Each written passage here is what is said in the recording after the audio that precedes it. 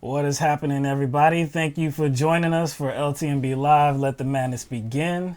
Or as one person in the chat says, let the greatness begin. I mean, like, okay. Oh, dang. Okay. I know. I mean, like, okay. Brush my shoulders off a I'm little saying, bit. I like that a I little bit. appreciate that, man. I don't like to, toot the little horn yourself, but, Yeah. appreciate that.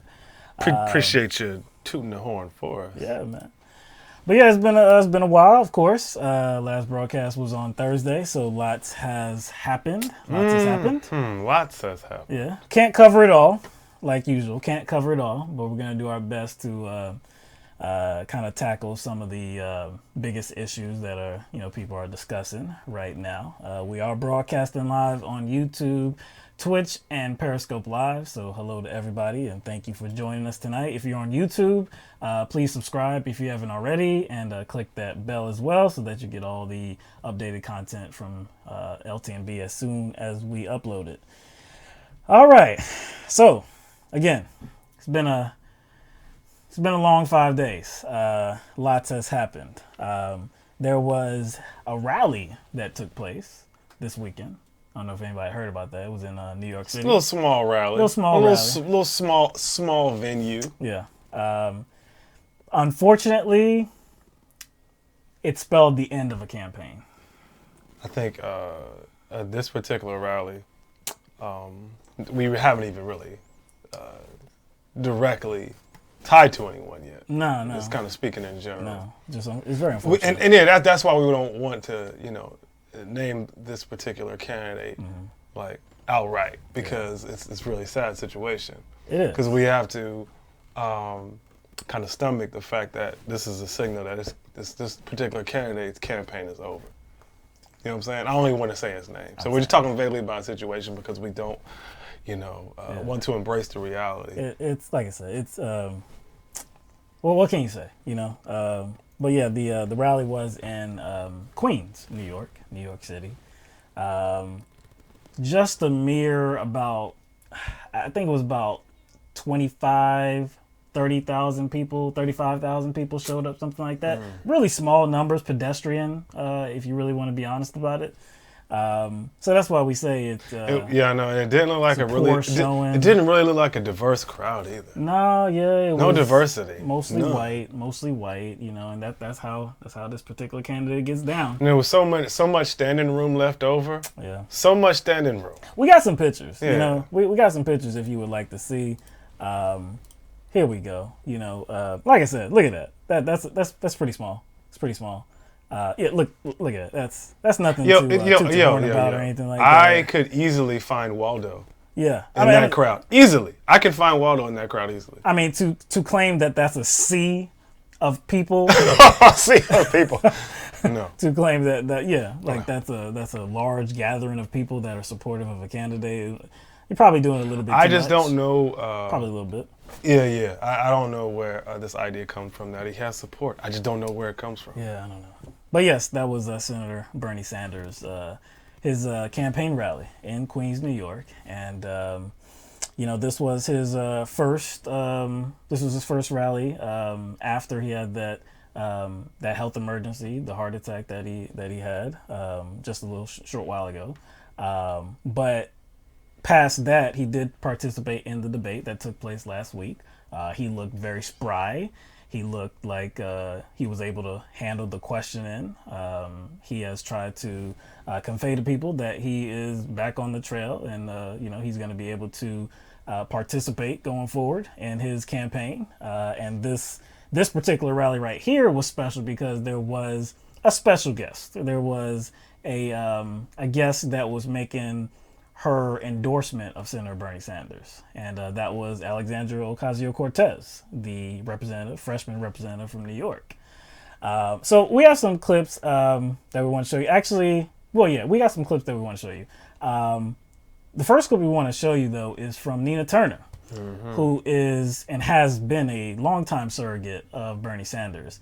The speech that she made on that day, on Saturday, was very impressive, to say the least. But we have a clip that we'd like to show you. There are many copies. There are people who didn't have the same guts and the same courage as Senator Bernie Sanders to run in 2016.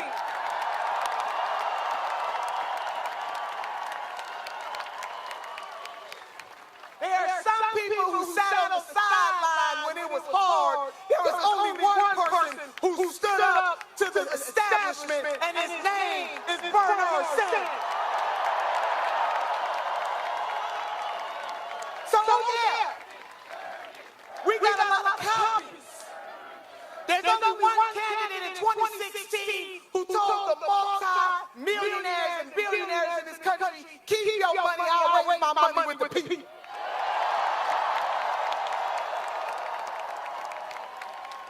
There's only one candidate who's been marching with the working class people, not because he's running for president, but because it's right. Hello, Marriott workers. Hello, Amazon workers. Hello, Verizon workers. Hello, teachers. Come on, somebody. And I don't know about you, but I hail from a tradition that says that you will know the tree by the fruit that it bears, and Senator Bernie Sanders bears good fruit. So there are many copies. People want to talk about a framework. People who stand up in other folks' living rooms and say to them, multi-millionaires and billionaires, and nothing will fundamentally change for you.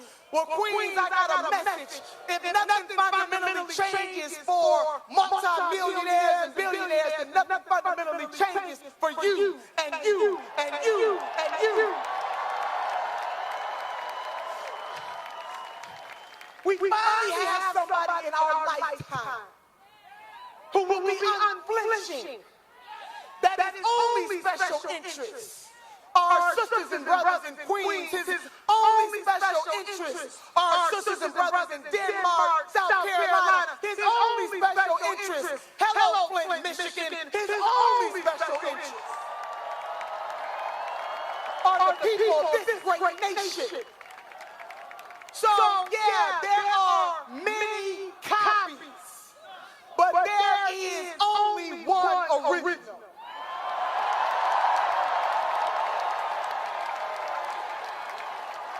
I don't know why you would take copy, baby, when you can have the original. He didn't vote to give President Trump more money for wars. Hello, somebody. He voted against these rotten trade deals that steal wealth from our community. There is only one Senator Bernard Sanders, so let the record reflect that there is only one, just in case folks don't understand that. Being similar is not being the same. Come on, somebody.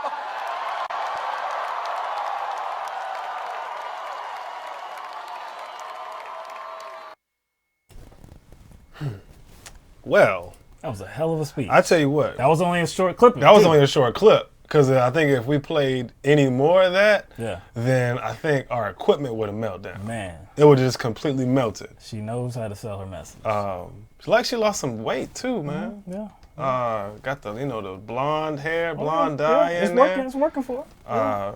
She is hype man. I mean, she's a hype woman, whatever. Yeah. Man, she's an excellent. I like the way she was working that mic and actually working the stage too. Like, she reminded me of like a pastor. Yeah. How she was her body language and her mannerism. It's like, y'all ain't hear me though. Walking around. She has stage presence. No doubt.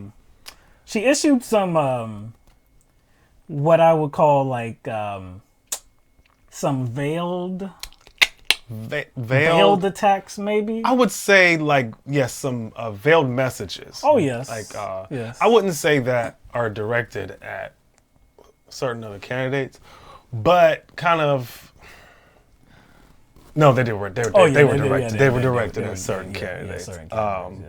One thing that we both didn't catch. Yeah, not the first time. The first time was this was specifically aimed at Joe Biden. No doubt. Because he said that I guess the condition of billionaires wouldn't change if he was elected president. We talked about that. We talked about that. Nothing about your life is going to change. Right. And Nina Turner. Oh, she used that. Oh, she used that. She used it. Yeah. I mean, rightfully so. Hey. Like, how do you run a campaign, right? How do you run a presidential campaign and present yourself as a candidate who is going to work for the people? For the people. And say that, hey, billionaires, you're safe. How does that even work? When we know what the billionaires have done, what the wealthy class has done to this country over many decades. They have lobbied Congress over and over again to make their situations even better. Like you said before, this is not a situation that is natural. This is not organic. Like their situations have climbed the ladder inorganically. So we must do something to reverse that. Yeah. But Joe wants to protect them. Joe wants to protect them. Even though they're corrupt, he wants to protect them. And I think that like everything she said like on that stage kind of tied into the same message. And everything was connected, especially when she flipped the term special interest. Oh, yeah. You see what I'm saying? Because when we use the term special interest, what are we talking about? Oh, that's corruption right there. That's money in politics. Yeah. There's strings attached. Exactly. That's politicians being in cahoots with corporations.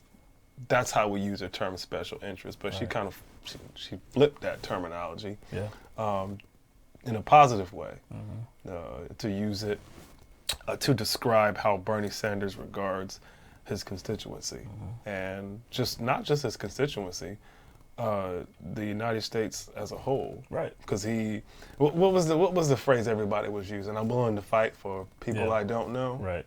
That's the phrase that has been kind of like taken off. Yeah, taken off. Yeah. You know? She also issued a message to somebody like Elizabeth Warren. She did not name her, but by saying things like, you know, there are many copies. Oh, okay. She first said that there were many copies. She said many, though. So she said many. So, yeah, you couldn't tell from just that beginning kind of language. But then she talked about how people stood on the sidelines in 2016. Okay. All right. Yeah, 2016, people stood on the sidelines. Okay, it's clearing up. The image is clearing up. Yeah. And then you talked about how, I guess, certain people vote to advance the military budget, to increase the military budget, Trump's military budget. She basically said, hey. She tied all this together. Bernie Sanders didn't do that. Yeah. Who did do it? Ooh, that would be Elizabeth Warren. She did do that. So I like the message that, why would you want to copy that? A lot of talk is about, like, this is the most progressive type of field that we have ever had in the Democratic Party, which rhetorically, I could say yes. Yeah, rhetorically. But again, why would people have been making the case that, you know, there are so many better candidates than Bernie Sanders now, people that have adopted his message. I don't want a candidate that has adopted a message and I don't feel is actually true to that message. I don't want the framework. I do want the original. If the original can be had and there's a long track record of that individual being true to his word, then why would I want somebody else that I can't trust? And that argument is disingenuous because just a few years ago, Bernie Sanders, his agenda was characterized as going too far. Oh, yes.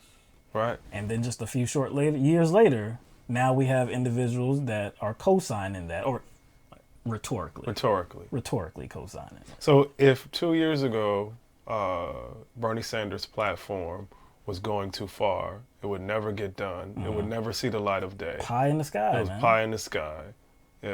He would never be able to work with Republicans. Right. It was kind of, it was too lofty. Way too lofty. Bernie Sanders, his agenda was considered too lofty when he was running against Hillary Clinton during the primaries.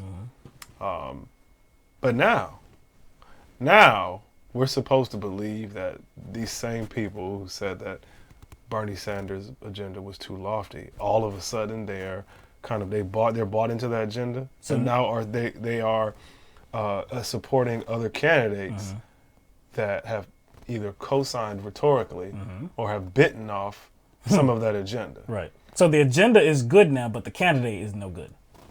The candidate that made these ideas popular is no good, but the agenda is good. That doesn't make any sense. No.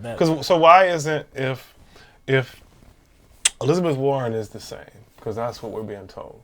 Elizabeth Warren is the same as Bernie Sanders. Her policies and her proposals are the same. Now, Nina Turner did highlight that for a second when she said similar doesn't mean the same. No, it does not. And that's important. But let's just like, for argument's sake, for hypothetical sake, say that it's the same, right? So wouldn't these same people have to say the same thing about Elizabeth Warren that they said about Bernie Sanders, right? Because isn't the whole kind of, I guess, narrative surrounding Elizabeth Warren, as far as her supporters go, is that she has a plan for everything. Right. And her plans are just as good or better than Bernie Sanders. But these same people said that Bernie Sanders wasn't it 2 years ago. Yes. Those plans were too lofty 2 years ago. Right. But with Elizabeth Warren, again, she gets very, very positive news coverage. She is looked at as the front runner in a positive way. When Bernie Sanders was going against Hillary Clinton in 2016, he was always portrayed as the spoiler in the race, somebody that was never going to be able to get it done, even though polls showed that he was climbing and leading in several states. Of course, he won several states. But it was always looked at as like he was this curmudgeon, looking like he was this obstacle that was ultimately going to get passed over by Hillary Clinton.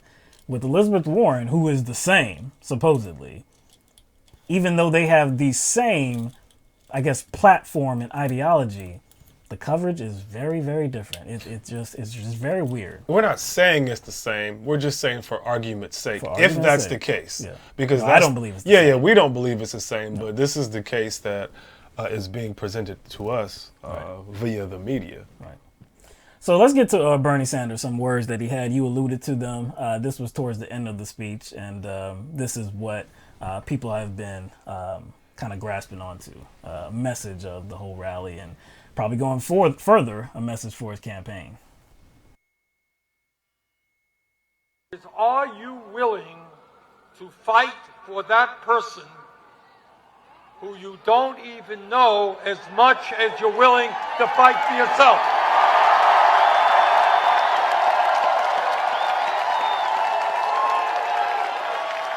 Are you willing to stand together and fight for those people who are struggling economically in this country?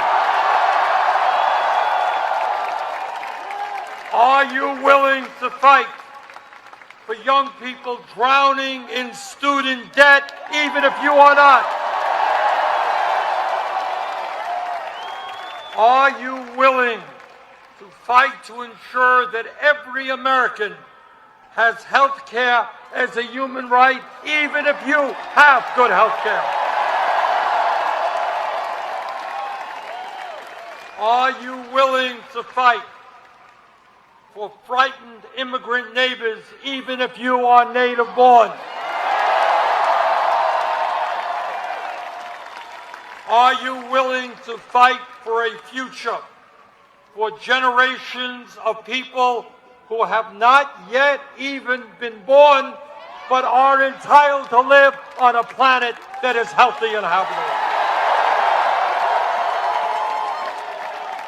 Because if you are willing to do that, if you are willing to love, if you are willing to fight for a government of compassion and justice and decency, if you are willing to stand up to Trump's desire to divide us up, if you are prepared to stand up to the greed and corruption of the corporate elite, if you and millions of others are prepared to do that, there is no doubt in my mind that not only will we win this election, but together we will transform this country. Thank you all very much.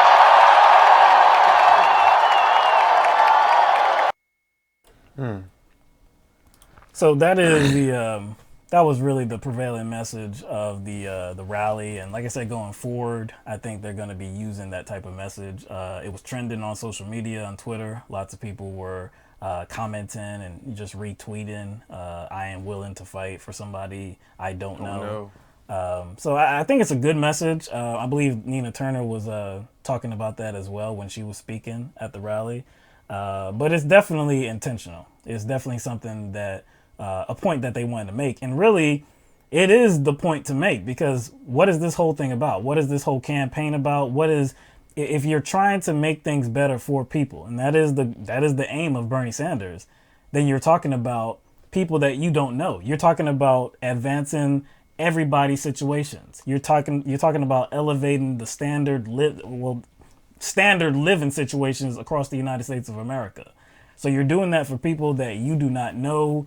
All you can do is just try to picture them in some other place, and what they look like, how they're different, but it doesn't matter. We're all human. We're all in this thing together. We are one country. And so we all want at least the basic necessities. I've said that before about capitalism and this economy.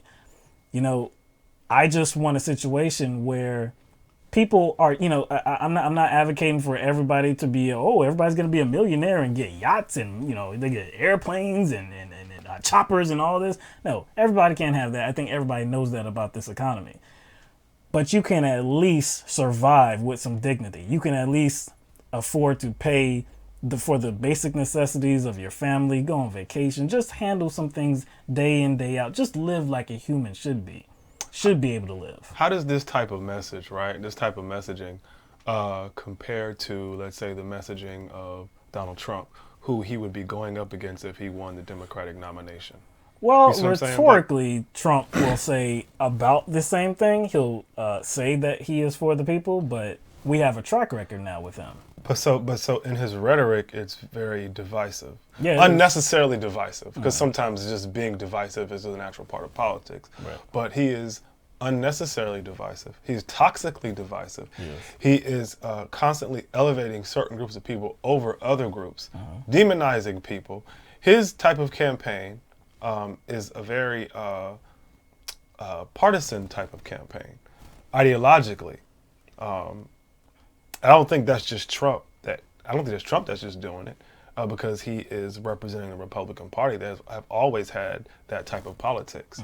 So if we're just looking at a comparison, right, comparing messaging from typically a conservative ideology that is kind of funneled through Republican politics, and then compare that messaging that they routinely offer, right, and compare that to Bernie Sanders type of platform, right, where everything he proposes is going to not just benefit his constituency. It's not going to just benefit people who support him. It's not going to just benefit those who voted for him. It's going to benefit everybody, especially when you're looking at health care. It's not a partisan issue. Right. It's not like legislation is going to pass and only people who voted for him, only Democrats are going to benefit from that. Education, climate change. We all live on one planet, so Republicans, human rights, Democrats alike, we're gonna all, I guess, experience the negative aspects of not doing anything about climate change. I know Amy Klobuchar and others like to say that they don't want to pay for the kids of billionaires and millionaires to go to school, but that's not really a criticism, because as we know, those kids will probably most likely go to private institutions. But if they want to take up some public education, have at it. Because that type of policy, exactly, the policy isn't made for them. That they would be the exception, not the rule. The rule is made because the majority of people that can't afford these high tuition costs and definitely can't afford the debt that follows it.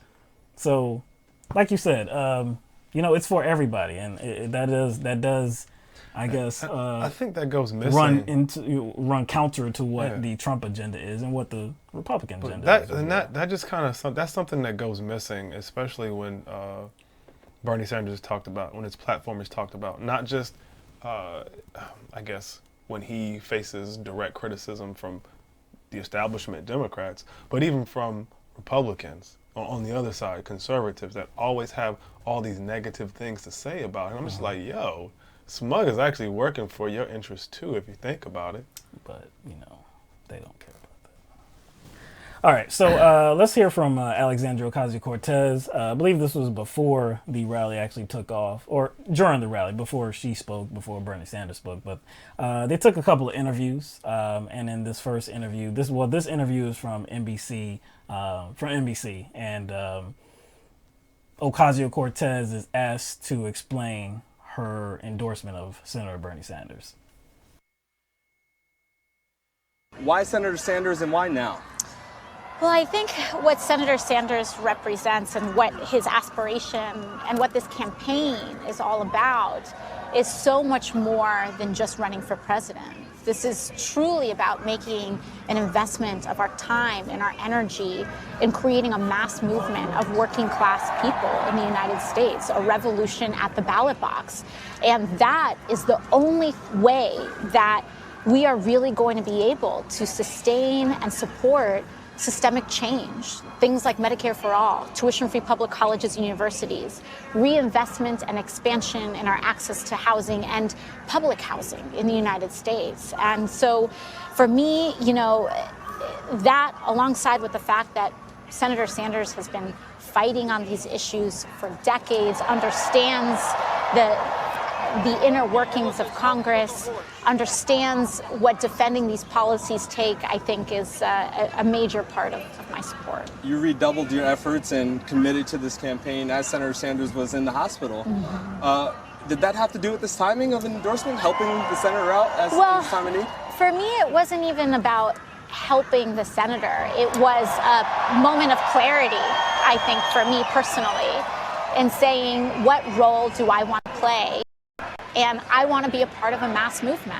And I want to be a part of a revolution of working class Americans. And so for me, it was less about being overly politically calculating. And it was more about the authenticity and clarity of that moment.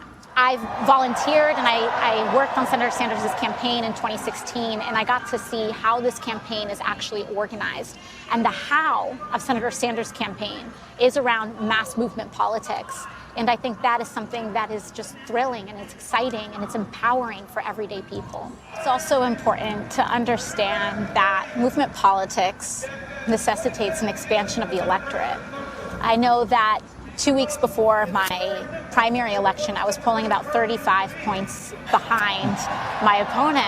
And that's because our strategy was not a polling strategy. Our strategy was based in expanding the electorate, which we did. So what we're doing, and I think what mass movement politics is it's very audacious in that we talk to people who don't vote. And we talk to unlikely voters. And we work on the work of transforming our democracy in addition to the actual ins and outs of a campaign.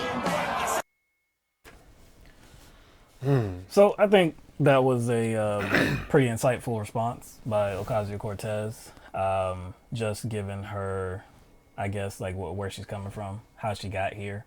I think this is not a surprise, even though a lot of reporters are questioning, okay, well, why Bernie Sanders? Even though, again, she volunteered for Bernie Sanders' campaign in 2016. See what the interviewer tried to do there, right? Exactly.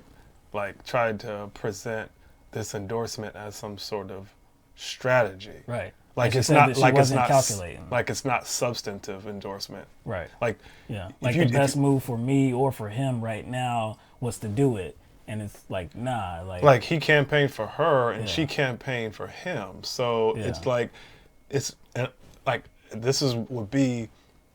wouldn't be considered some sort of strategic move. Mm-hmm. And what's larger than that too is not just that she's returning a favor.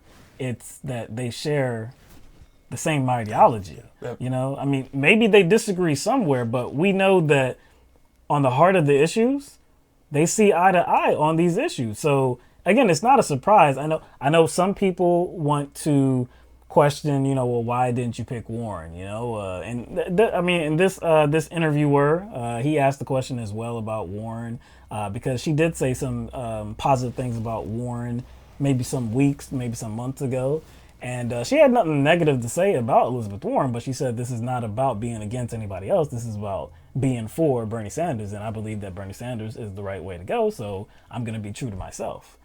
So how could you complain? You know, how could you criticize that? But she pretty much stated it plain, stated her case as to why she endorsed Bernie Sanders. Like, he's the best candidate to further the interests of the working class. Right. And then she also talked about mass movement politics, in which you have versus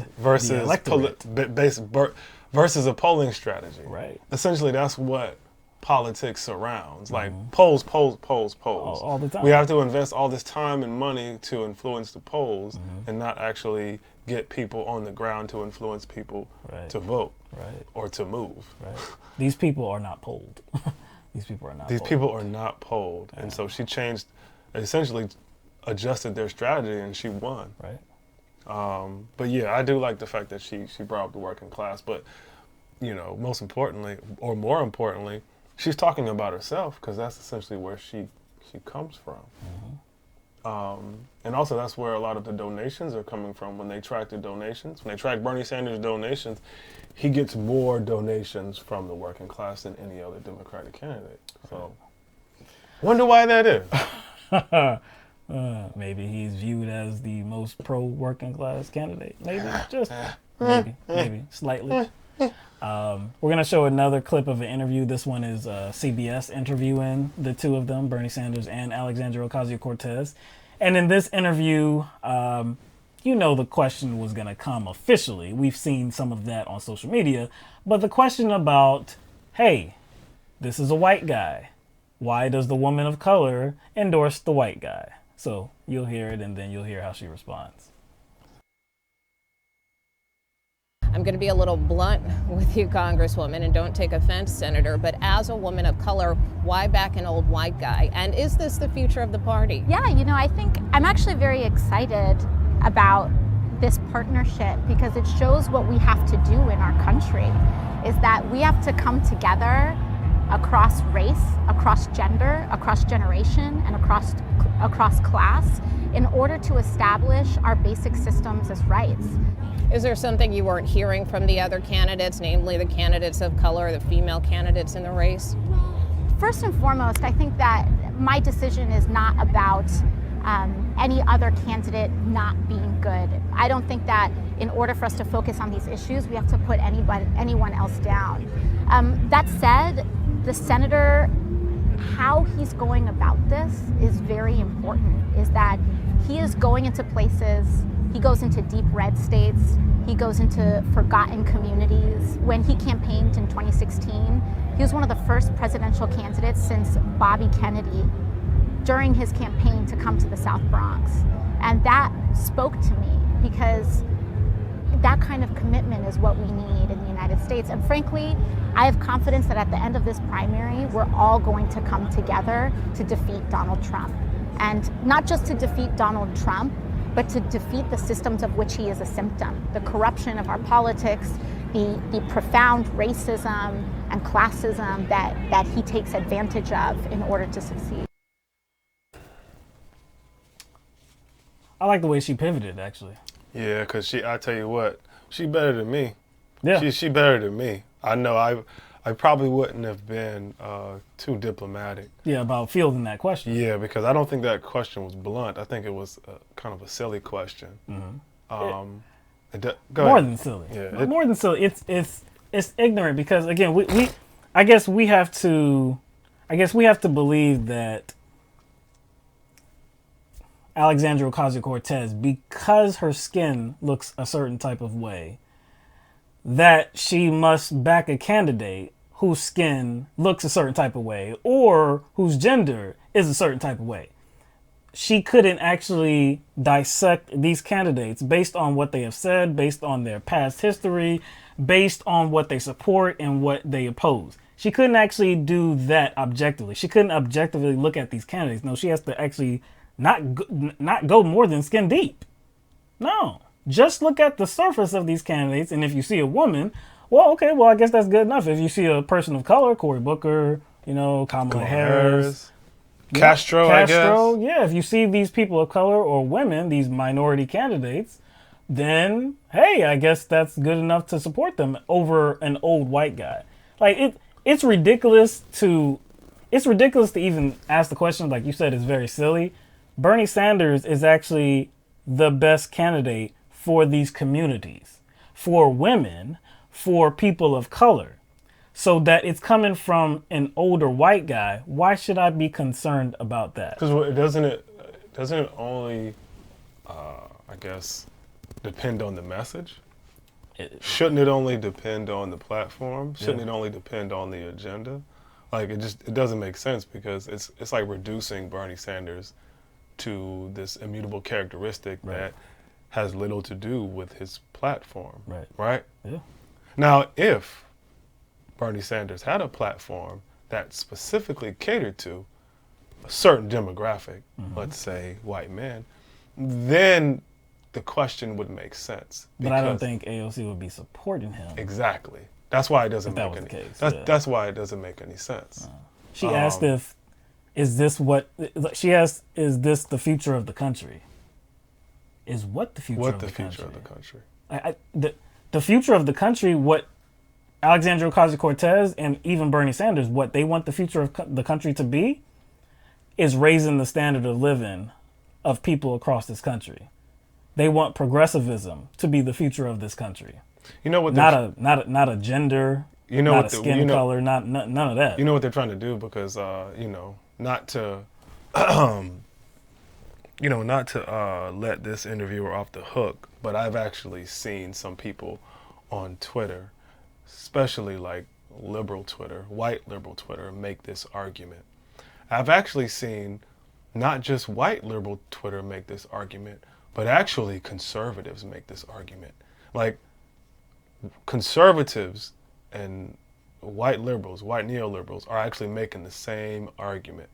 Like, they're calling AOC and Ilhan Omar hypocrites, because there's this kind of I guess misguided or distorted distorted idea of their view about the country, right? Hey, because this is the message here. You hate white people. Yeah. So why are you supporting one? That's the message here. That's the message here. That's why the question seems valid, because their idea of what people like AOC think is very distorted. Like, think about how fallacious just unconditionally supporting or voting for somebody because they look like you is. Like Herman Cain, Ben Carson. I mean, we have one right now in South Carolina, Senator, yeah. Tim Scott. So why does that question never come up in regard to black Republicans? Right? Notice how that question never comes up. Why? That doesn't make sense. There's no way this interviewer would present that same question if, I guess, the person in focus was, let's say, like Herman Cain or Ben Carson. No. Or let's say like Allen West. No. Actually, these people supported Donald Trump. They didn't get questions about, hey, why are you backing Donald Trump, this white guy? Anyway, it was a good rally. I think it's a good look again to have AOC on the squad. Not just a good look, but what she does bring to the campaign, in her messaging, and just really her stardom as well now, because it's not like she got famous because she is this pretty young woman. No, she got famous because of what she stands for. And not only are the people that support her making her famous, but the opposition to her are making her famous as well. So she's going to bring a lot to this campaign. So is Ilhan Omar. So is Rashida Tlaib. And should be pretty exciting going forward. All right, so let's get to the president, Donald Trump. President Trump took to Twitter, as usually, on Tuesday morning to complain about the unfair treatment that he is experiencing regarding the impeachment inquiry.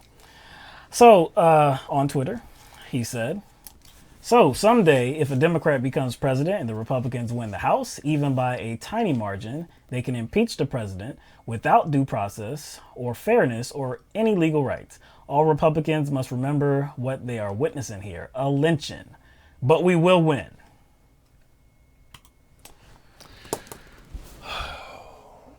It caused the firestorm, of course. Not only is the president whining about something that is regular in terms of impeachment proceedings. In terms of investigations and Yes. probes, which are like not new. Yes. In terms of following the Constitution. This is now, of course, we don't usually go through impeachment proceedings with presidents, but still, when you do go through it, this is nothing new.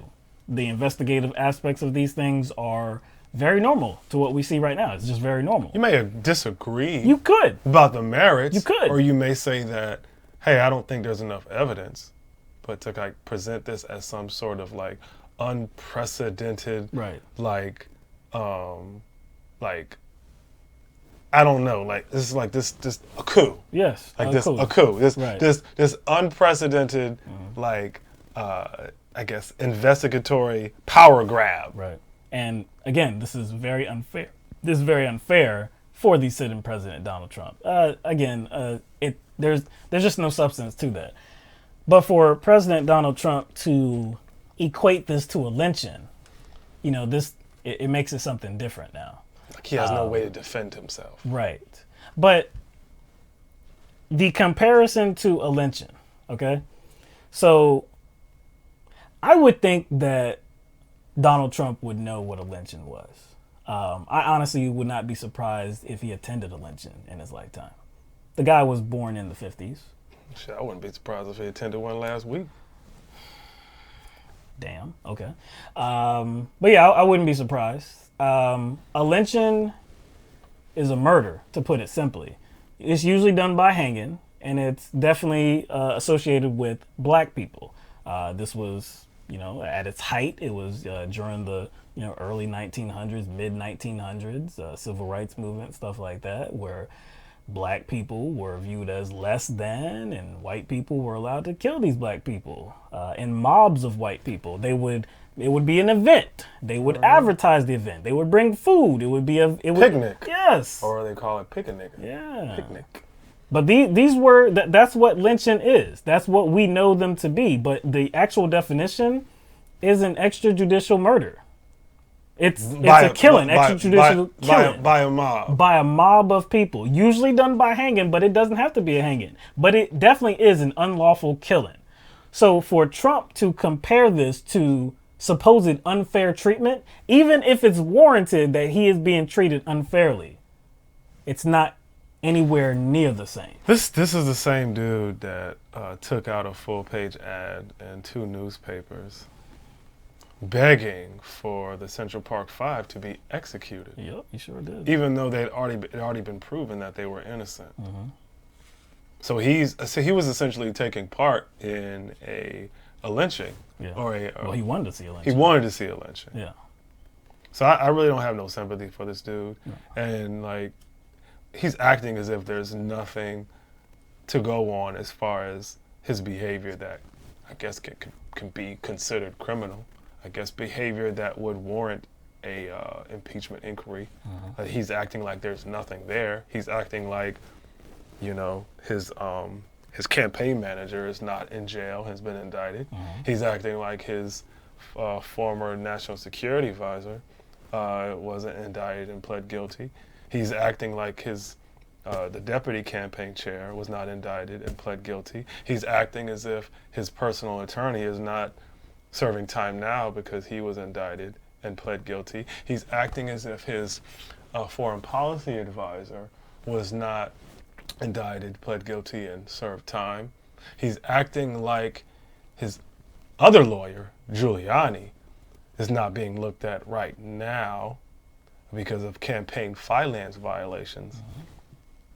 He's acting as if none of that existed. He's acting as if there was not an attempt to obstruct justice in the Mueller investigation. He's acting as if this Ukraine quid pro quo did not go on. Do you see where I'm going here? They're just, emoluments. I haven't even mentioned the emoluments yet. So you're, okay, so no, it has not been unfair treatment. There's investigations. These investigations are actually worth something, even if it's all not centered on all of those things that you talked about. There have been much illegal behavior around him, or that is associated with his actions as well. But even if that was not true, even if what you said, every single thing that you just rattled off there was not true, is anybody coming at him with a rope and trying to string him up?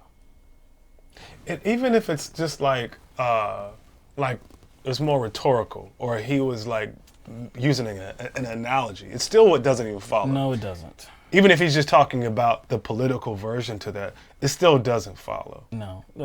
Again, a lynching is a murder. There is no two ways about it. A lynching is a murder.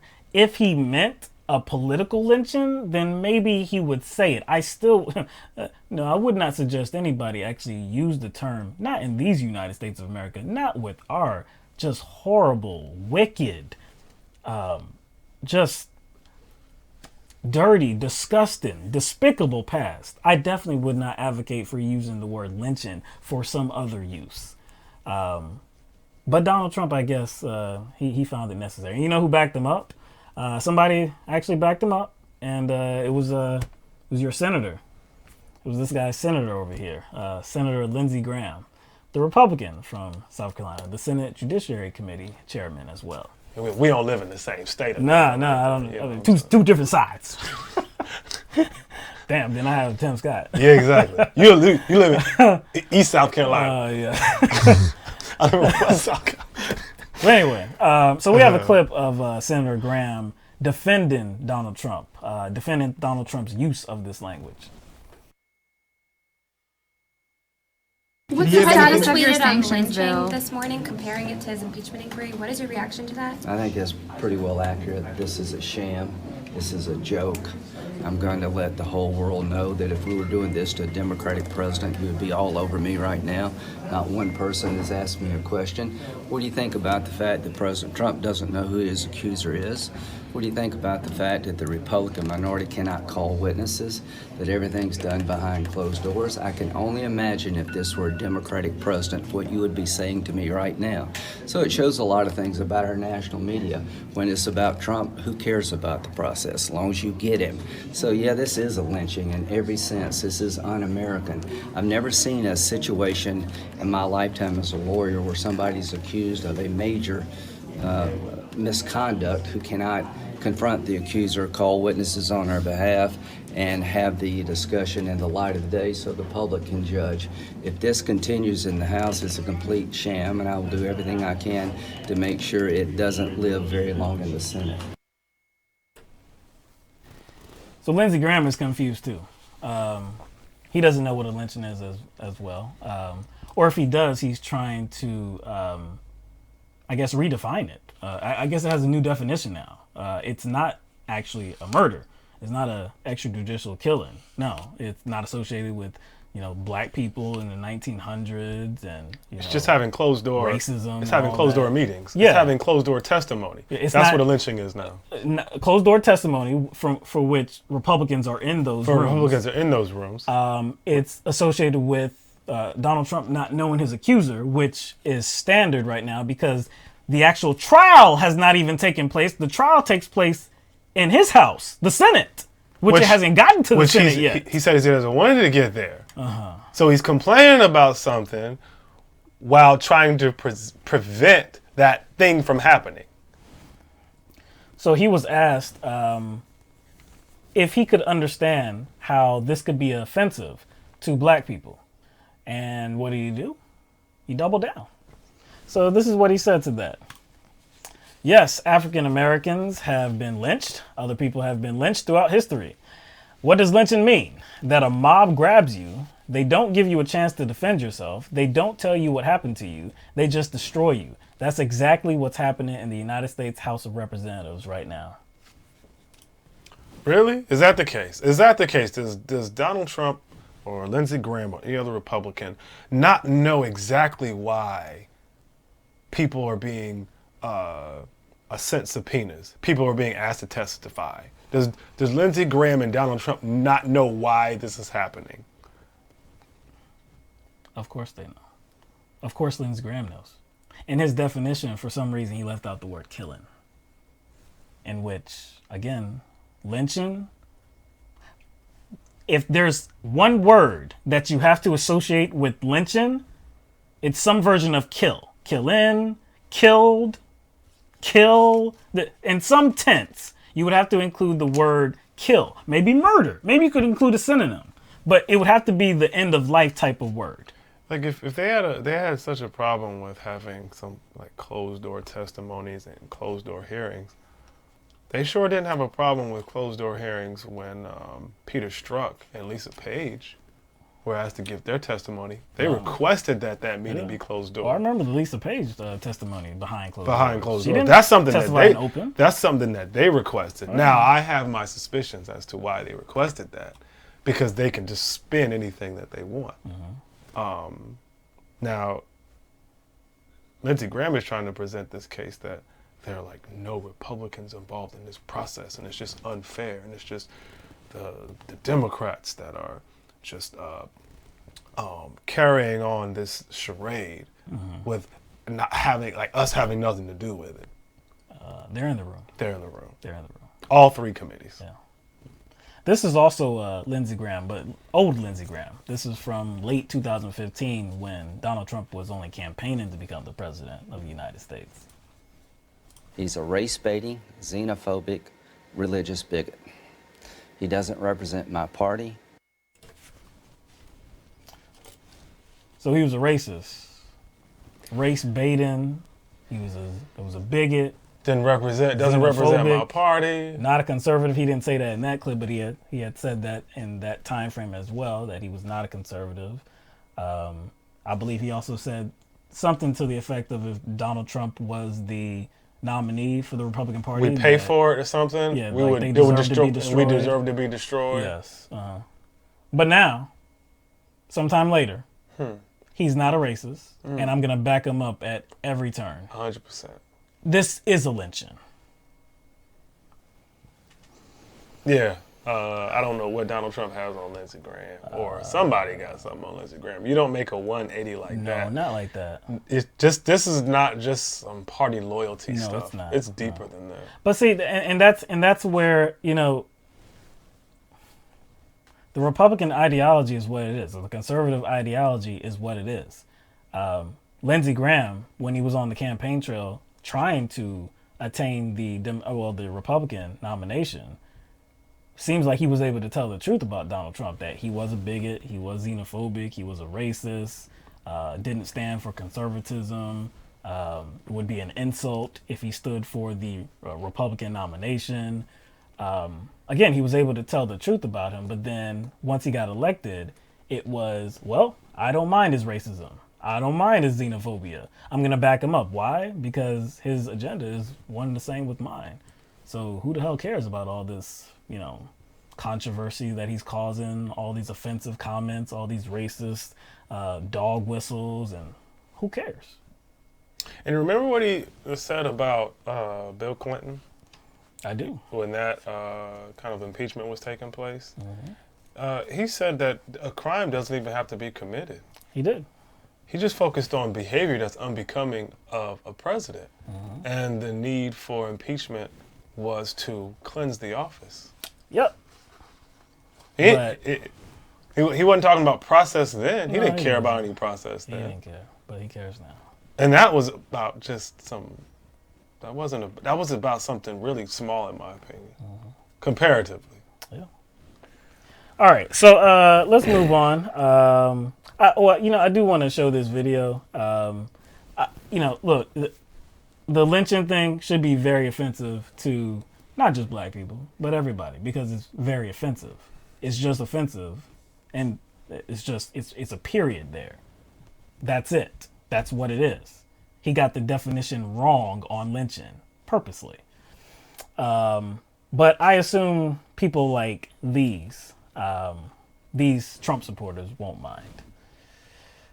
So let me show this clip. This is these were some supporters of Donald Trump at the office, the congressional office of Jerry Nadler.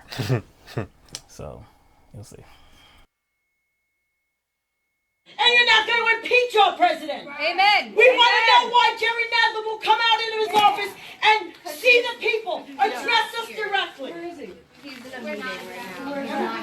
They're all in meetings. They're always in meetings. Are they in private closed-door meetings conspiring on how to attempt to take our president out of office?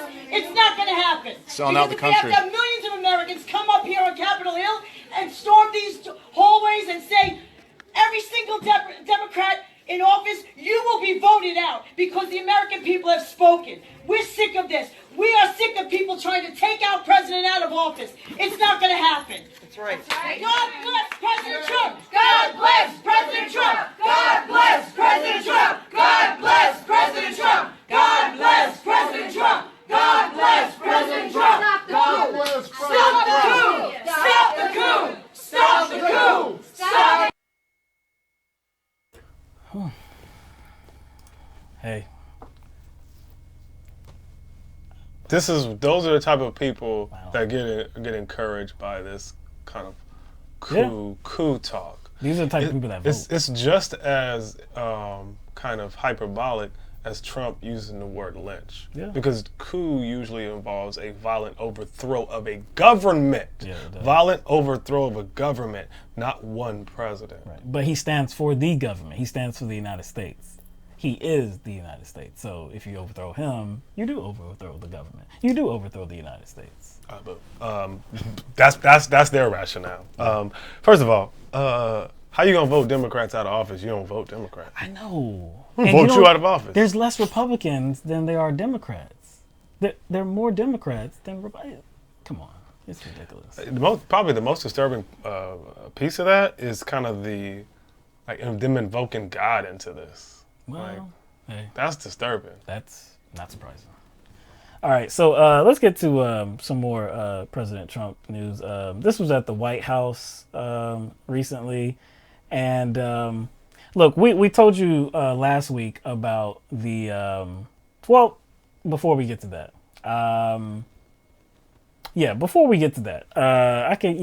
let's preface that with I guess just a few comments about Syria, northern Syria. Of course, recently Donald Trump withdrew the American troops from northern Syria, troops that were with the Kurds. Withdrew them. And in doing that, this was obviously after a phone call with the Turkish President Erdogan. And at the same time, he announced that there was going to be a military operation that was going to be commencing from Turkey onto the Kurds. So the American troops backed up out of the way. They did not protect the Kurds, and then an onslaught began. Many innocent civilians were killed. They were targeted as well. And then last week, Vice President Mike Pence and Secretary of State Mike Pompeo, along with some other people, part of a delegation, they traveled to Turkey to speak with President Erdogan and announced that there was this ceasefire that they had negotiated and agreed upon. It was only going to be a pause for 5 days, and then it was going to allow the Kurds to withdraw from the safe zone. And then after that 5-day period, if they had withdrew from that safe zone, then the ceasefire would be permanent.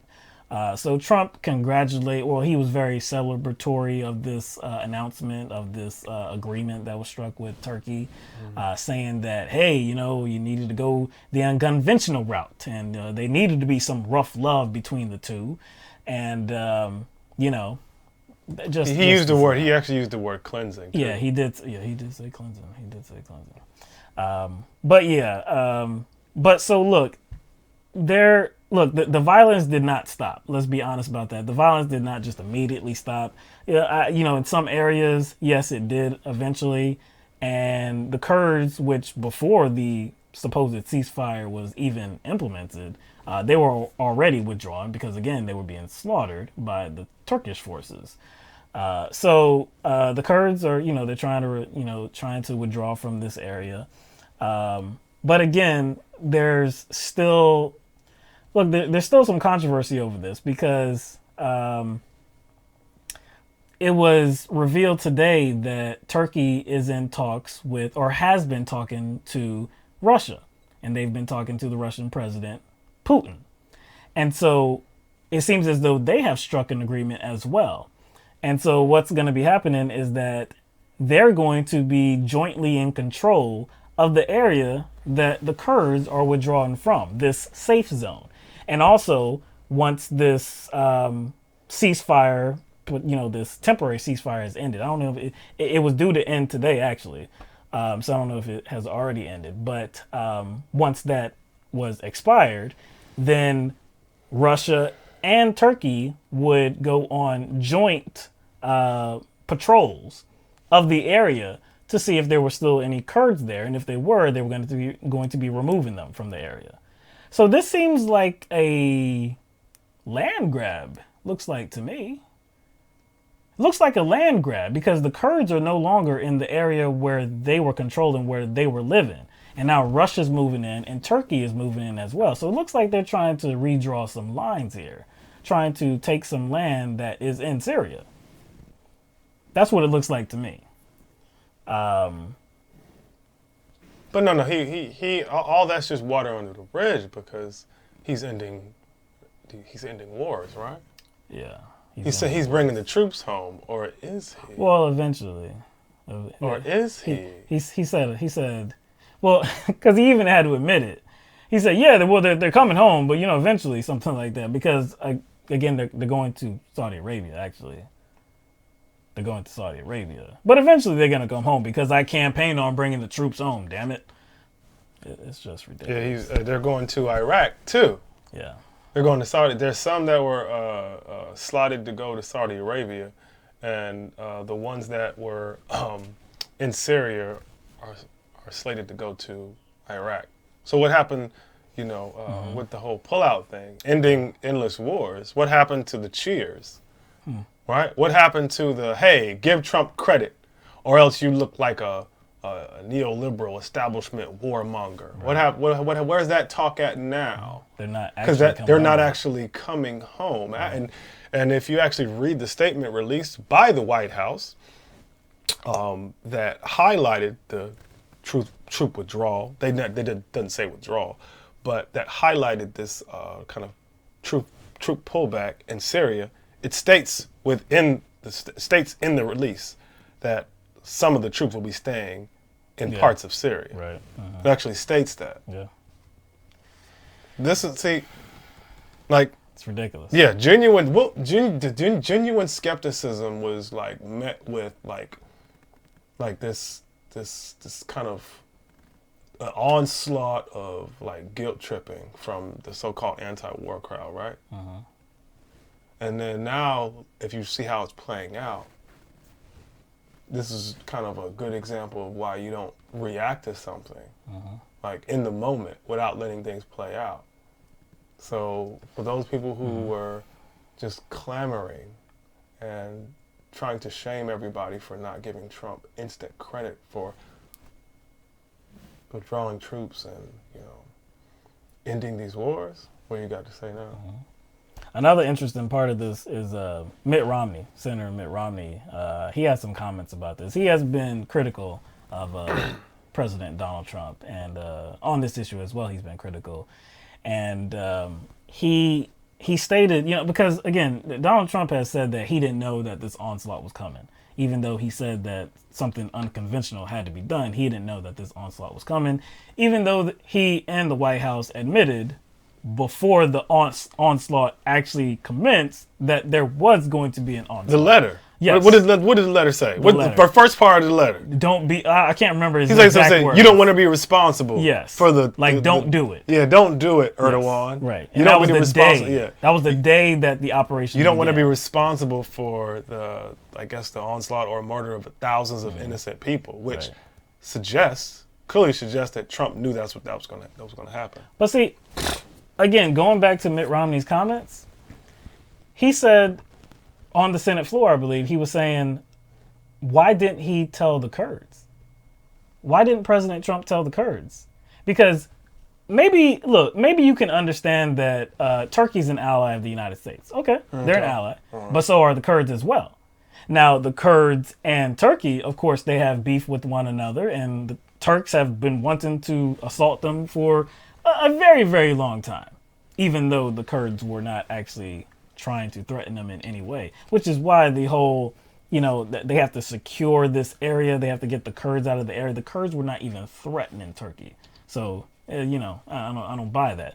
But still, if you know that the Turkish people want to assault the Kurds, why don't you just let the Kurds know, well, look, we are going to be leaving, but you need to get out of this area. Why not go forward with the negotiating tactics beforehand to try to reach an agreement that you just reached just now? Like if the situation was so tense, right?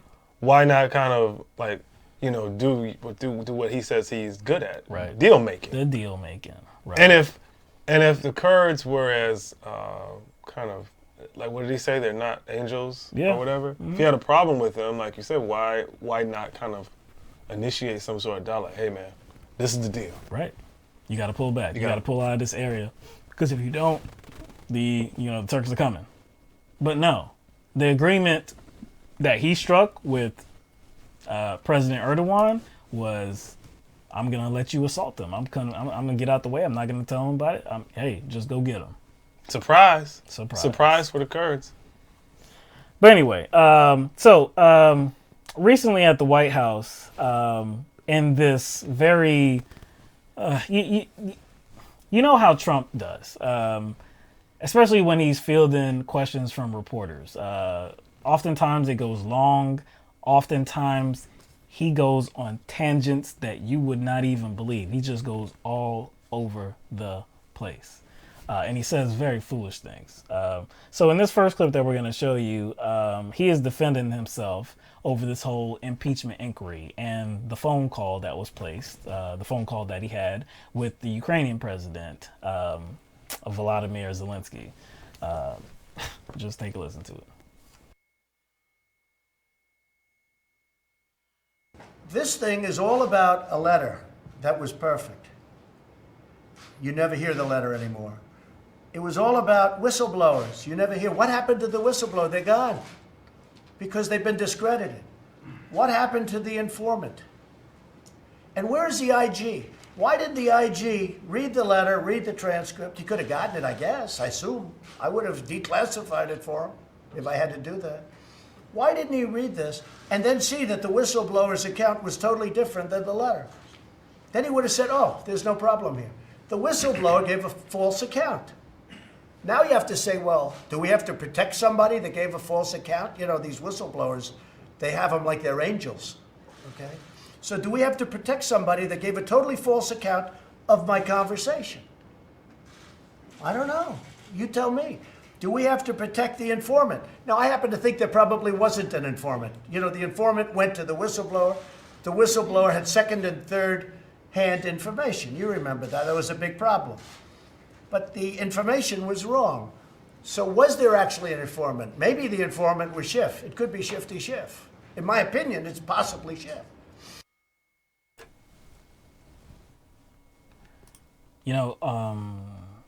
First off, I don't know if, he didn't take his medicine, earlier that day, or maybe he's just forgetting that it wasn't a letter, it was a phone call. Yeah, no, he said it was a perfect letter. It was a perfect letter. That just seems like something that is an odd misspeak right there. It's very weird. You had a phone conversation with President Zelensky. It's very weird. But his contention is that, and this is weird as well. This is very weird. I guess it's not weird because he's trying his best to frame this whole situation as though he did absolutely nothing wrong, and the people that are supposedly against him, the people that brought this information to light, are lying about him. So he said the informant lied. Now, we covered this on the show. We covered the summary of the phone call on the show. And then we also covered the whistleblower complaint from the informant. Well, not from the informant, but from the whistleblower that got information from not just one informant, but we can assume multiple. It lined up with what was read in the summary of the phone call. There was nothing that you could say, well, hey, this doesn't line up with the summary of the phone call. There's a contradiction here. There's something that needs to be rectified because this obviously does not go with this. There was no situation like that whatsoever. We went over it. We read the whistleblower complaint. I believe it's about 5 pages. I believe it is. It's not very long. Doesn't take long to go through. It doesn't take long to go through the summary of the phone call as well. For him to suggest that somebody's lying here is doing the most because there's no appearance that anybody's lying but himself. That's really what. And then he has the nerve to say that he thinks the informant is Adam Schiff, the chairman of the House Intelligence Committee.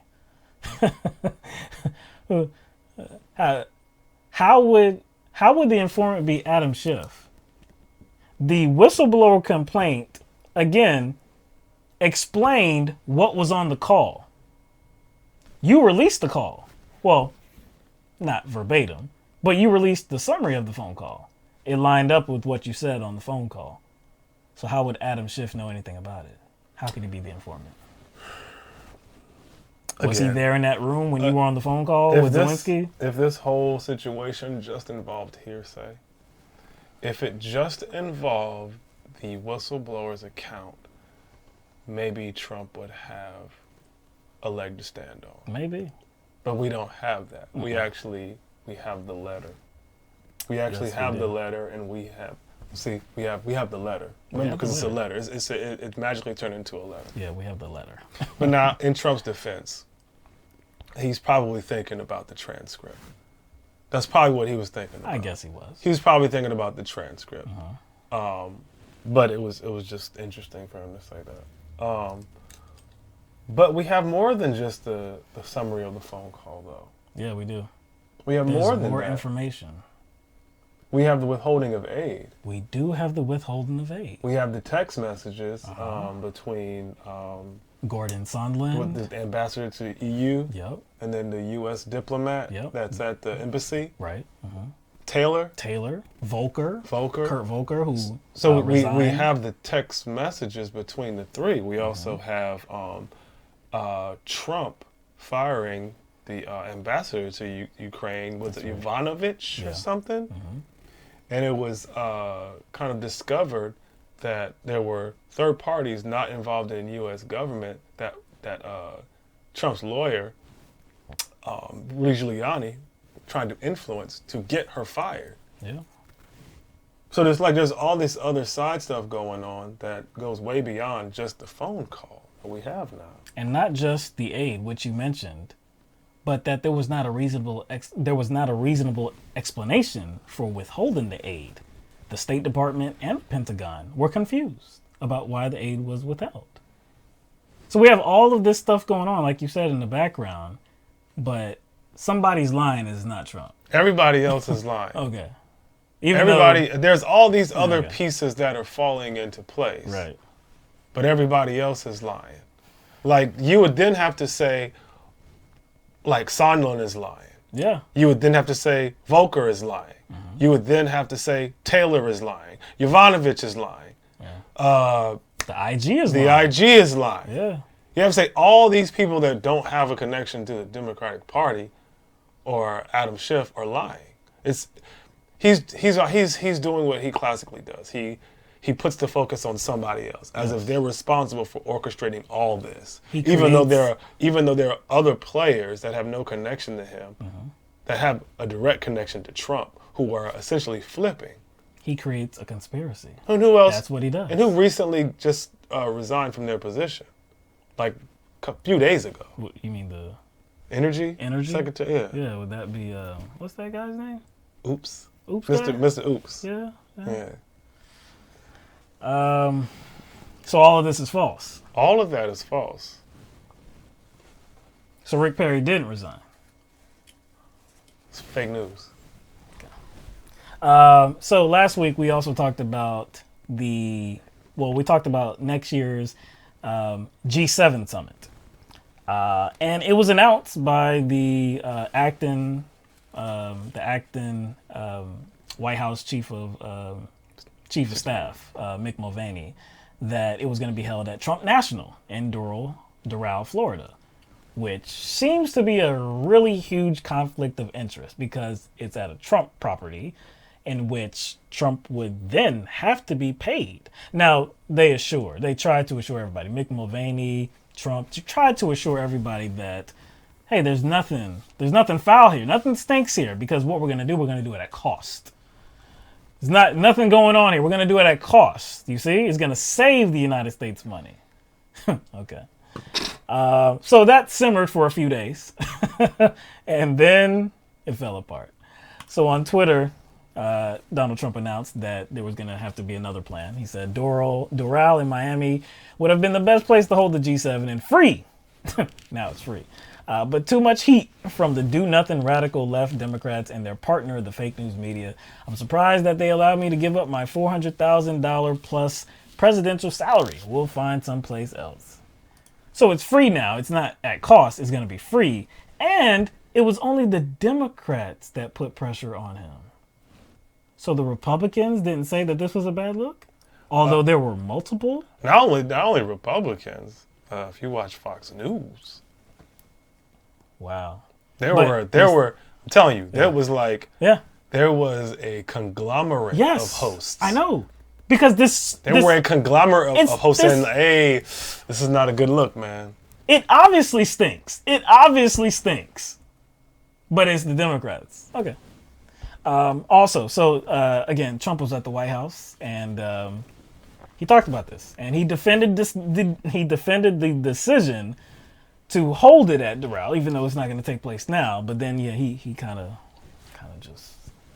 went different places. A lot of different places. Doral was a very simple situation. I own a property in Florida. I was going to do it at no cost or give it free if I got a ruling, because there's a question as to whether or not you're allowed to give it because it's like a contribution to a country. I'd have to get a ruling. But I would have given it for nothing. It's a lot of money I would have given away. Like I give away my salary. It's, I guess, close to $450,000. I give it away. Nobody ever said he gives away his salary. Now it comes up because of this. But I give away my presidential salary. They say that no other president has done it. I'm surprised, to be honest with you. They actually say that George Washington may have been the only other president to do it. But see whether or not Obama gave up his salary. See whether or not all of the other of your favorites give up their salary. The answer is no. They say it's the only one. They think George Washington did, but they say no other. So I give up. It's a lot of money, $450,000, close to. And I give that up. So I have a place that's in the best location. I'm very good at real estate, very, very good. Much better than you even understand. When you see my financials, which I'll give at the right time, you'll say, man, he was much better than we even thought. This guy knows right here, Mnuchin, because he was in the private sector. He knows very much what I have. He would tell you. Someday maybe he'll tell you. But I'm very good at real estate. There's Miami, this facility, everybody would have had their own building. Everybody in the G7 would have had their own building. It was so good. Florida loved it. They love economic development. It's not because it's a beautiful place. It's new. It's been totally rebuilt. It's new. Everything's good. Got massive meeting rooms, unlimited for security because it's on, hundreds of acres.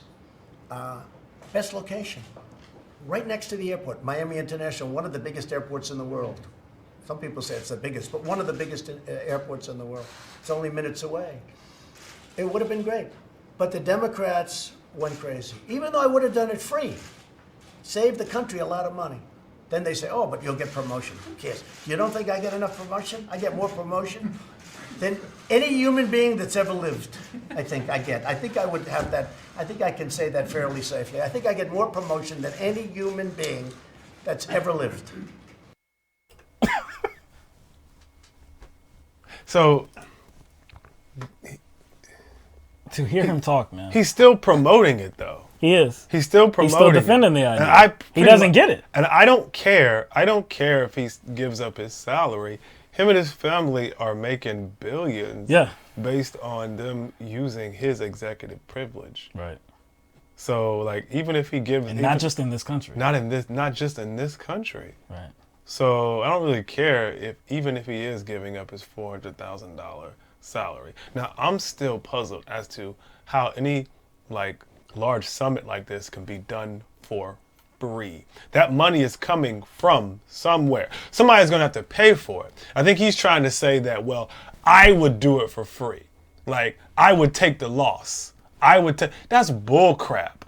Even if he did even if he's taking a loss as far as private profits, that money is still gonna have to come from somewhere and then go somewhere, because there are gonna be a lot of people that have to be paid. Yep. A lot of diplomats that have to be the cost of that, they're gonna have to foot the bill for that. Right. And just like when he takes a trip to the golf course. Yeah. The government has to foot the bill for payment of services. Yes. For all the personnel that go there. It'll be no different if they went to Doral. It'll be no different. You would think that somebody would understand this. You really would. There were a lot of things that he said in just that short video clip. He said that he would release his financial reports at the right time. Really? What kind of financial reports? Taxes? Because he wanted everybody to know how good at real estate he was. Better than you even know. Better than you even know. This guy right here knows. Oh, he knows. Yeah. He knows. Maybe he'll tell you one day. But I'll release my financial report. Really? We're still selling that lie. You're going to release him. Okay. All right. If it had anything good in there that made Trump out to be like this mega mogul that he likes to show his chest, that you could not touch. Yo, he would have had, you know what? He would have probably had it printed on a suit. Hell yeah. He would have probably walked out in that suit It'd every be on day. his MAGA hat. It would be on his MAGA hat. He would have it plastered everywhere. He would have it painted on the Air Force One. He would have it painted on every vehicle in the presidential motorcade. He would have it everywhere. You know, one other thing that he said. Pennsylvania Avenue, he'd have it right there. One other thing that he said there, he said that Doral was right next to the Miami International Airport. He said some people say it's the biggest. Nobody says that. You know why nobody says that? Because it's not even close to being the biggest. It's not even close. He said that some people consider it the biggest airport. It's not even close. The biggest airport in the United States is the Denver airport. The Denver airport. Yeah, that junk is mad big. It's over 33,000 acres. It's by far the largest airport in the United States. There's some others. Dulles. I believe there's another one that's in Texas. In the top 10. About O'Hare. I don't know. O'Hare doesn't crack the top 10. That's crazy. O'Hare is huge too. But you know who else doesn't crack the top 10? Miami. But you know what he was doing there, right? He was like doing this like I'm big by proxy. Like let's just say it was true. He's saying, hey, my hotel or my golf course. My golf course is next to the biggest airport. Therefore, that means I'm great. You see what I'm saying? He wants credit. He's doing like, hey, give me credit by proxy. By association. Yeah. It's like, I'm next to the biggest, so that makes me a minute away from the largest airport. But see, that's just not his ego, but that's him, again, trying to sell his properties. Yes. That's him trying to sell his properties right there in front of your face. Yeah. I mean, it's great. Hotels, just airports, close. Like, get out of here. It's really... All right, so let's leave that alone, and we're going to get to our favorite person now. The girl. Which one? Oh, true that. Okay, yeah, true. All right, so last week, Hillary Clinton had an interview on a podcast. Podcast is called Campaign HQ with David Plouffe. So it's on Google Podcasts. David Plouffe was Barack Obama's campaign manager in 2008. So Clinton started explaining what Republicans are going to try to do in 2020 to try to get Donald Trump reelected as president of the United States. And she said it was going to be similar to what happened in 2016. She said that Republicans are going to try to convince people that the Democratic candidate is worse. So it's going to be a sort of strategy like, hey, you know, you may not like me, but look at this guy over here. Or look at this woman over here. Like that's a real train wreck over there. You know how Trump suggests that, hey, without me, you know, everything would be shit. You know, your 401ks, everything, the economy, everything would be shit without me. So that's what she said is going to happen. That's going to be the strategy. But it was a two-part strategy. That was only the first part. The second part she outlines here. They're also going to do third party again. And I'm not making any predictions, but I think they've got their eye on somebody who's currently in the Democratic primary and are grooming her to be the third party candidate. She's the favorite of the Russians. They have a bunch of sites and bots and other ways of supporting her so far. And that's assuming Jill Stein will give it up, which she might not, because she's also a Russian asset. Agent, yeah, she's a Russian asset. I mean, totally. And so they know they can't win without a third party candidate. And so I don't know who it's going to be, but I will guarantee you they'll have a vigorous third party challenge in the key states that they most need it. Not going to make any predictions, but let me make a very, very, very bold prediction right after I say that. Okay. Interesting words there. Many interesting words there. She couldn't just go away. Yeah, I know. It's extremely difficult for Hillary Clinton to just. And I accept, and I wish she would go away. But I know that's not a reality. I mean, she's still hurt.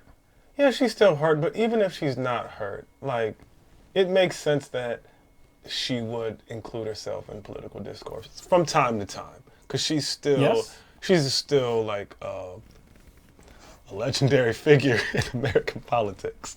So you can't expect her to go away. So I'm not going to get too bent out of shape every time she pokes her head out of a hole, but. This time, I wish she would have kept her greasy mouth hole shut. Well, see, it's not like you said. You kind of expect that she's going to talk about politics from time to time, given that she's been in politics for a very long time in her life. Okay, cool.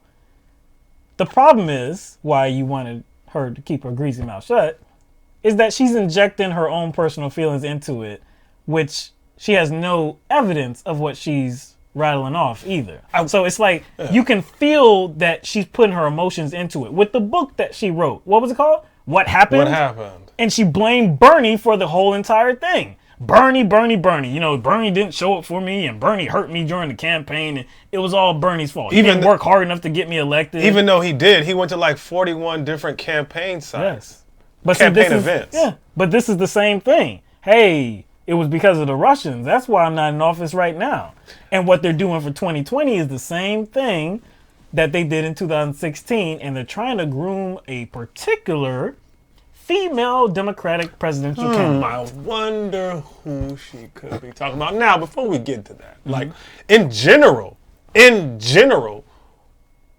what Hillary Clinton said could be true. In general, especially based on what we know about the Mueller investigation with the troll farms and the bots online, that may be true in general. And she was Secretary of State, so she knows a lot that we don't know, especially involved like with cyber warfare and all that. So I think in general, I don't think it's extraordinary or out of left field to kind of say that other countries practice cyber warfare. No. Like try to insert themselves into our electoral process, because we do that to other countries. It'll be naive for me to think so. So I think that's just a general thing that's out there. But to kind of like just go to that as a knee-jerk reaction every time you don't get something you want, or every time you lose, or every time your agenda doesn't go forth, or every time there's somebody that has a kind of a contrary worldview or a little bit of a different kind of worldview as you, it's just a little irresponsible. So I'm just like... And she couples, again, but the damaging thing is that she couples that with... Jill Stein. Well, not just Jill Stein, but she's saying that somebody is being groomed. Somebody's being groomed. You know, somebody is a Russian asset. You know, she's a favorite of the Russians, this and that. Look, she's talking about what, Kamala Harris? Because she did say, what is a woman? I doubt it. Come on, okay. It's not like we are, like, I mean, let's act like we don't know that there was a response. Yeah. Not Harris. It's not Harris. Not Harris. Elizabeth Warren? I haven't seen anything with her connected to Russian, so I'm going to go with no. I'm going to go with a no. Klobuchar. Yeah. Hard no. Okay. Hard no. Yeah, we're acting like we don't know that there was a response. Yeah. All right. There's a couple left. One that's kind of, I would call her off camera right now. Yes. Williamson. Williamson. Marianne Williamson. Yeah, okay. Again, it's been kind of empty on that front. Okay. Kind of hush-hush on the whole Russian and Marianne Williamson connection. I haven't heard anything about that. She said she was a favorite of the Russians. So if she's going to say something like that, there would have to be something that's already out there. So who could it be? Well, there's only one other female candidate. That would be Representative Tulsi Gabbard. Of course. So, but only if Jill Stein gives it up. Oh yeah, only if Jill Stein. If she gives it. Because she's totally a Russian asset. She brought Jill Stein into this. Yeah. You know, that's another. That's another story. We covered that just a little bit, and I think Rachel Maddow tried to push that. Because there was like a picture of them. Right. She was at a function, and Putin was there as well. Yeah. And then that's it. That's as far as as far as it goes. And it wasn't like it was in secret either. No. And like what was being discussed was pretty much out in the open. Yeah. And there was no payment that was made to. They paid their own way. Actually, what's funny about it, Jill Stein said that they offered to pay. They kind of turned it down because they didn't like the way it would look. But she's she's totally a Russian asset. So it seems as though from this, I gathered that any third party candidate is a Russian asset, is a Russian bot, this and that. Anyone. Ralph Nader? Nader. He must have been one. Yeah, had to be. Perot? He's the biggest one because he got the most votes. He got the most votes. Yeah.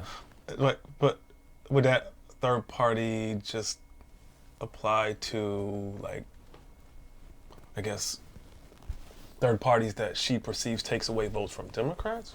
Or would that apply to, like... Well, see, it's a Republican strategy. But if it's a... Wouldn't make sense. Okay, even if it's a Republican strategy, like if that was the case, you would make sure Gary Johnson didn't, like, run because he would take votes away from Donald Trump. And he did. And did. So he would kind of lessen the chances of Donald Trump winning. Yes. It wouldn't make sense. But again, any third-party candidate is the Russians would definitely be involved in making sure Gary Johnson didn't win if Donald Trump was, you know. You see what I'm saying? It's ridiculous. They would have broke that joker's legs. It's do not run for the presidency. I mean, they would have definitely broke his legs. Of course they would have.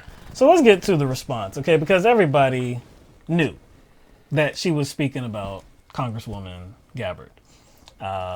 Didn't take a genius to understand that. So, media started reporting that she suggested that Gabbard was a Russian asset. So Gabbard definitely responded. So on Twitter, she said, "Great, thank you, Hillary Clinton. You, the queen of warmongers, embodiment of corruption and personification of the rot that has sickened the Democratic Party for so long, have finally come out from behind the curtain. From the day I announced my candidacy, there has been a concerted campaign to destroy my reputation. We wondered who was behind it and why. Now we know it was always you, through your proxies and powerful allies in the corporate media and war machine, afraid of the threat I pose. It's now clear that this primary is between you and me. Don't cowardly hide behind your proxies. Join the race directly. So we're also going to get to some of the media appearances that Tulsi Gabbard has made in light of Hillary Clinton's words. That was a strongly worded statement from Tulsi Gabbard, initially calling her the queen of warmongers. Okay.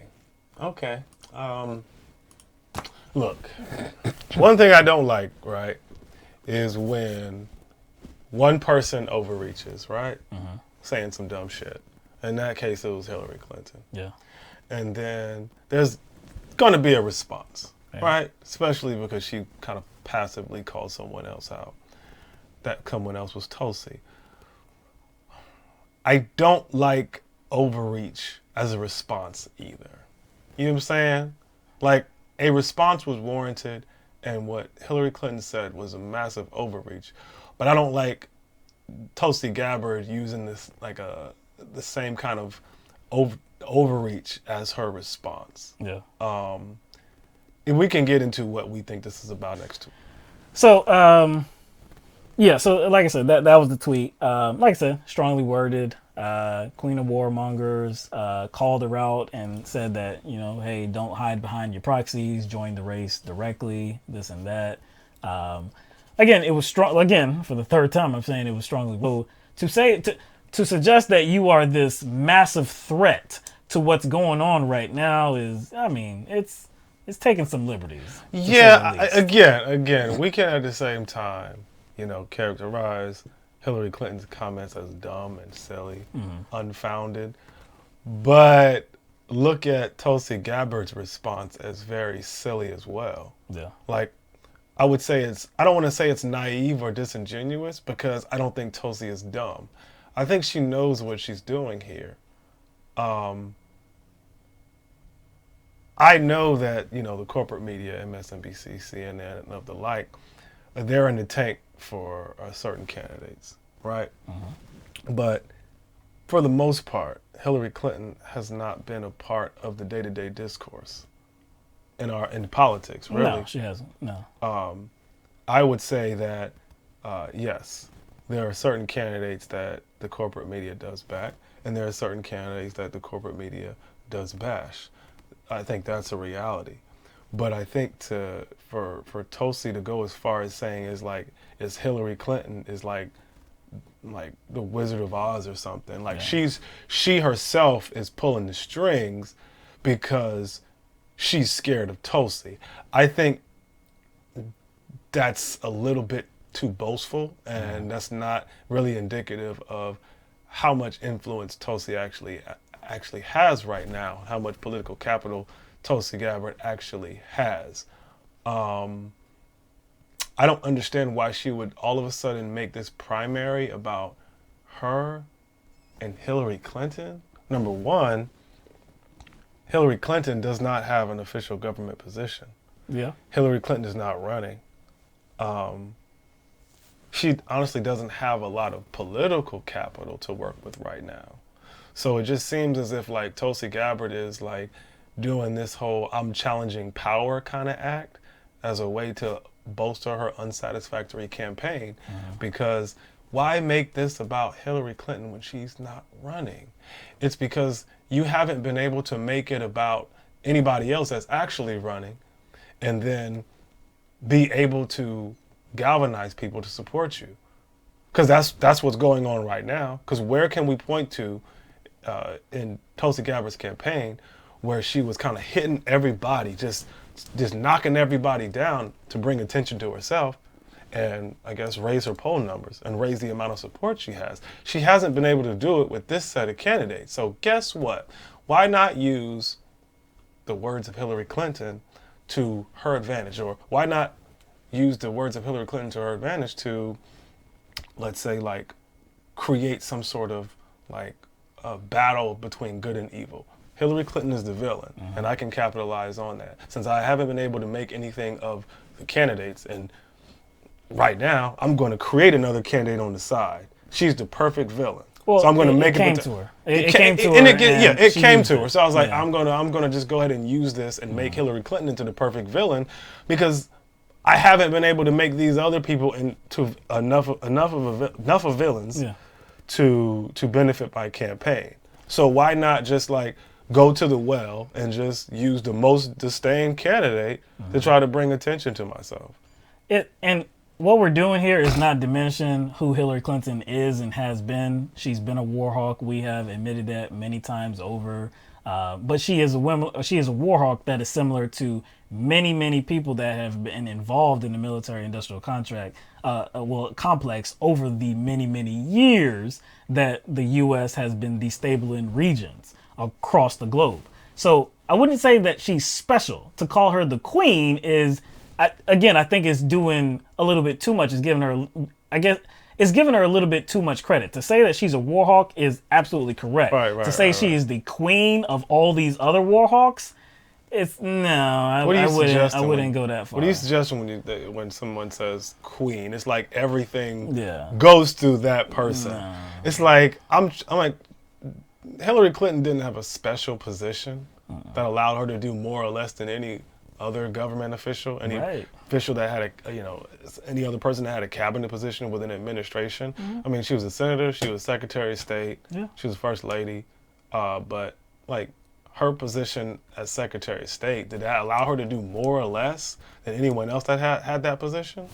Yeah. Like I said, you could say she furthered the interest of this hegemonic state known as the United States, right? You can say that. Have done that, but other people have done it too. So and continue to do it. And continue to do it now. Right now. She's not in the position where you can actually call her the queen, as if all of that runs through her. Like, again, this is one thing I don't like to do. Like, I don't use my disdain for somebody else to like cloud my judgment. Yeah. I don't do that. So I'm not going to just believe any old thing. I'm not going to just like my rationale is not going to go out the window because I disdain Hillary Clinton. So it's not like if Hillary Clinton wasn't born, we wouldn't have the world we live in today. Like the United States would not be involved in these hegemonic pursuits if Hillary Clinton wasn't born. Like if you think that, just keep it real and she's a war hawk. She's been involved in this, I get, like you said, this hegemonic system that we have. She's been involved in Western imperialism. Yeah, she had a definite position, Secretary of State, so that she could advance those goals, but doesn't make her special or doesn't make her more special than any of these other players. So anyway, all right, so let's get to some of these clips from Tulsi Gabbard. This one is from CBS, I believe. So here, this is her just responding to Hillary Clinton in her words.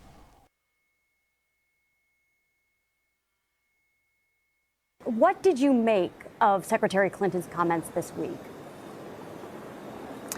Let's be clear about what this is about. Really, that if anyone stands up and speaks out to end the regime change war policies our country has had for so long, the likes of which we've seen waged in Iraq, Libya, and ongoing in Syria, we will be labeled as foreign agents. We will be labeled as traitors to our country. So really what this is a message to every veteran in this country who has put their life on the line to serve our country, to every single American who believes strongly that we must end this long-standing foreign policy of being the world's police and waging these regime change wars, which is really the legacy of Hillary Clinton. Then we are traitors to the nation that we love. This is despicable on so many levels. Again, what Hillary Clinton said was whack. But I think it's necessary for us to break down a couple of things she said there, which I don't believe are true. And I think it's natural for people to try to be more expansive and not make it about them, but you can do that in the right way. I don't think everybody that's championing the idea of championing the idea of ending endless wars and regime change wars as being called a foreign agent. That's not happening to everybody. Number two, again, I don't like how she did the whole conservative kind of angle where she made it about the troops. Because if we're talking about endless regime change wars and, you know, stuff like that, and saying that Hillary Clinton's comments was a disrespect to the troops, and Hillary Clinton herself is kind of the embodiment of this American imperialism, then like, how can you make the appeal to troops in that moment, considering those troops you're saying she disrespected kind of participate in this kind of endless kind of war games? Like, I don't understand how you could. To me, it just I don't know. It was contradictory to me. She made it about the troops. I mean, that was her best statement, I believe, though. I think it was a clear statement. I think that's the statement that made her look the best. We're going to show you a clip right now, too, that this host, the same host, tries to play stupid about, I guess, who this was referencing, who Hillary Clinton was referencing. But Congresswoman, with respect, Clinton did not explicitly name you in that podcast. So why are you addressing her comments and bringing more attention to them? Come on, let's be real here. Look at every single headline that's come out of her comments on that podcast. Every single one has my name in there. So let's not mess around here and pretend that it wasn't something that it was. Now, see, that's just being disingenuous, because everybody knew who she was suggesting. Everybody knew that she was talking about Tulsi Gabbard. To say that Tulsi Gabbard is making this a story is, come on. Like, you're doing the absolute most, and you're only doing that for what? You have to be doing that to protect Hillary Clinton, I guess, because that's the only thing that I can see here.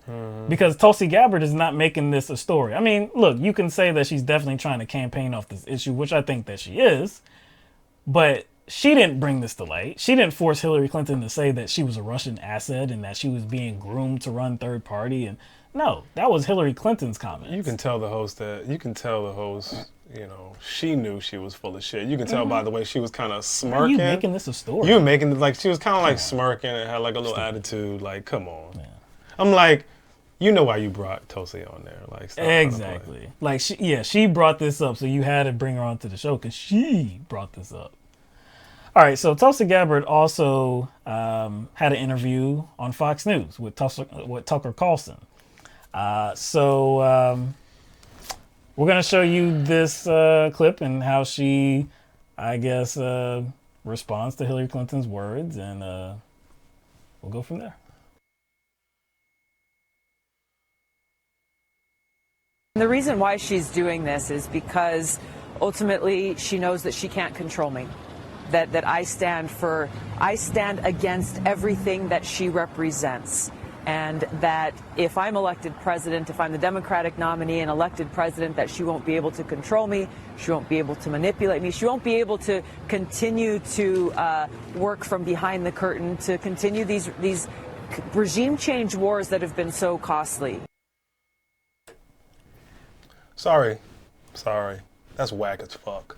I think she's on the right network for that message, though. That's what. Yeah, I know. Because that was a dog whistle. That was, yeah. I think that was a dog whistle because her saying that, okay, because we heard that before, her working behind the curtain. She said that before. I believe she said that on her tweet. So she's telling, come out, she can't control me. She knows she can't control me. That's why she's trying to attack me, this and that. Okay, fine. Like I said, I wouldn't frame it as that, as her, being behind the curtains and stuff like that. But it's making her more special than she is, especially given that she has no position right now. I'm not saying that she has no political, influence. I'm not saying that whatsoever, that she can't influence things. But to say that, she's coming, she's behind the curtain and she's like pulling strings or directing things, it sounds deep state-ish, doesn't it? And see, that's one thing like I didn't like about her appearing on Fox News. If she's going to just tell her side of it, fine. But she knows why she's going on there and who she's appealing to. And I think that's why she framed it in that way, which is, to me, very disingenuous. It's not just disingenuous because it kind of is a dog whistle to the deep state kind of narrative, but it's disingenuous because she's making it like Hillary Clinton is currently involved in the continuation of these regime change wars, as if Hillary Clinton has an official position within the government. Quite frankly, again, this is not me defending Hillary Clinton, but this is just reality. Hillary Clinton ain't scared of Tulsi Gabbard. No. That's just reality. That's just reality. We can't on one hand frame Hillary Clinton as like the Wicked Witch of the West, Cruella de Clinton. She's the most evil. She wields all this power, but she's scared of somebody that's polling at 4 or 5%.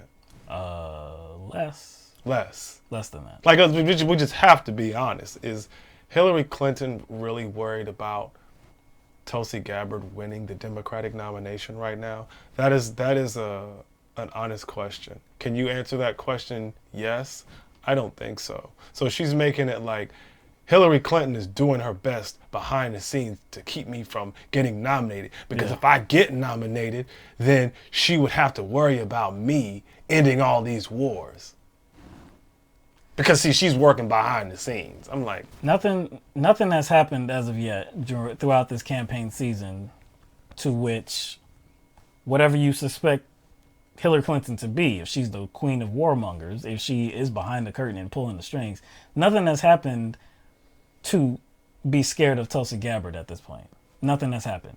Like I said, I think she's using this. Again, she's using this to get some more votes. She's using this to propel her campaign.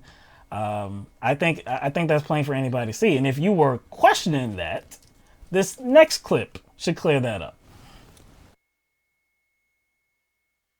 I want to send a message, Tucker, to your viewers here tonight. Whether you're Democrat, Republican, Independent, Libertarian, whoever you are, if you are sick and tired of Hillary Clinton's warmongering policies and corruption, come and join our campaign. We need your support. You can join us at Tulsi2020.com. I want to ask a question. I really want to ask a question. No. Let's talk to the clip first. Okay. So, reminder, she's on Fox News. She's on Fox News, and she's sending a message to Tucker Carlson's viewers to go to Tulsi2020.com for support. Hey, if you support me, go to my website, get involved. We can do this thing together. She's on Fox News. If she's trying to solicit support from Fox News viewers, really? She's got to get votes from wherever they come, Will. She's got to get votes from wherever they come. Seems like it's a bad look to me. No. It's not a bad look because it's Tulsi Gabbard. And I have to agree with whatever she does and whatever strategy she uses because she's Tulsi Gabbard. Because I really wish somebody would tell me why I'm wrong. There was somebody in the chat that says, I'm wrong. I'm wrong about what? That Tulsi Gabbard is not a threat to become the Democratic nominee. I don't know where you're getting that she's actually, polling in a way that would give you the indication that somebody should be scared of her. That's all I'm saying. That's the reality here. The reality is Tulsi Gabbard really doesn't have a lot of support. Okay, so it seems to be the opposition to what you're saying, or maybe that we are saying, is that it's not that Tulsi per se is the threat, her candidacy is the threat, but it's her ideas. She's not the only candidate talking about ending these endless wars and ending the regime change wars and just ending this long-held tradition, U.S. tradition, of starting conflicts and just staying in those conflicts for many, many years, just staying in that area, trying to spread democracy, trying to spread capitalism. And she's not the only candidate talking about that. So there's another candidate, or at least a few other candidates that are polling higher than her that are talking about the same exact things. So if anybody should be like viewed as, or if anybody should be portrayed as a Russian asset, if anybody should be like, hey, they're grooming this guy right here, it would be Bernie Sanders. But we're not talking about Bernie Sanders. We're talking about Hillary. I mean, we're talking about Tulsi Gabbard. It's just weird that, again, you know what? From Tulsi Gabbard's standpoint, it's not weird. I know what she's doing. I think, again, if you're looking at this objectively, you see that she's using this as a campaign tactic. Okay. And that's hey, it landed on her lap. Okay. Yeah, and she's using it. She's using it. And that's fine, just as long as you admit that. Don't make it like it's some sort of, ooh, look at Tulsi challenging power. I'm like, come on now. Like, I wouldn't go that far. And I'm just asking, like how scared of Tulsi Gabbard do you think Hillary Clinton is? That's like, I mean, in reality, like, is Tulsi Gabbard a threat? Like, I want people to answer that question honestly. No matter how much you support her, and no matter how much you like her platform, like, do you think she's a threat? Like, be realistic. And that's all I'm saying. One last thing about this too. I know a lot of people say that, hey, she's the only candidate that really wants to do something about these endless wars, and she speaks strong. She speaks truth to power, and Bernie Sanders doesn't go as hard on this issue, and she really knows the cost of war, the true cost of war, and like this is her wheelhouse. And like I said, we can only trust Tulsi Gabbard to get us out of these conflicts. And this is evidence of that, because she's speaking so strong, telling truth to power. Hillary Clinton, she responded so fiercely, and she's going so strong and so fierce, so hard at Hillary Clinton. How come she doesn't do that same thing against Joe Biden? Because Joe Biden is actually running against her for the Democratic nomination. Yet I haven't heard her say not one disparaging. She has not criticized Joe Biden at all. I don't believe. She has taken up for Joe Biden. When there was this controversy about Joe Biden holding these Democratic senators who were segregationists in a positive light and saying that they weren't the enemy, she was there to say, hey, he's not racist, even though nobody was saying he was racist. When she was talking about Kamala Harris, the dust up between Kamala Harris and Joe Biden, and on the issue of foreign policy, she was saying that Kamala Harris is not ready to be the next commander-in-chief. She has no experience. But she failed to mention anything about Joe Biden voting for the Iraq war. She has failed to attack Joe Biden at all. So if she's really about this, if she's really true to her word, if she's really what you say that she is, how come she hasn't actually attacked the one candidate on the stage that has so much to attack him for in the area of foreign policy? Hands off Joe Biden. But she's real. Oh, she's real.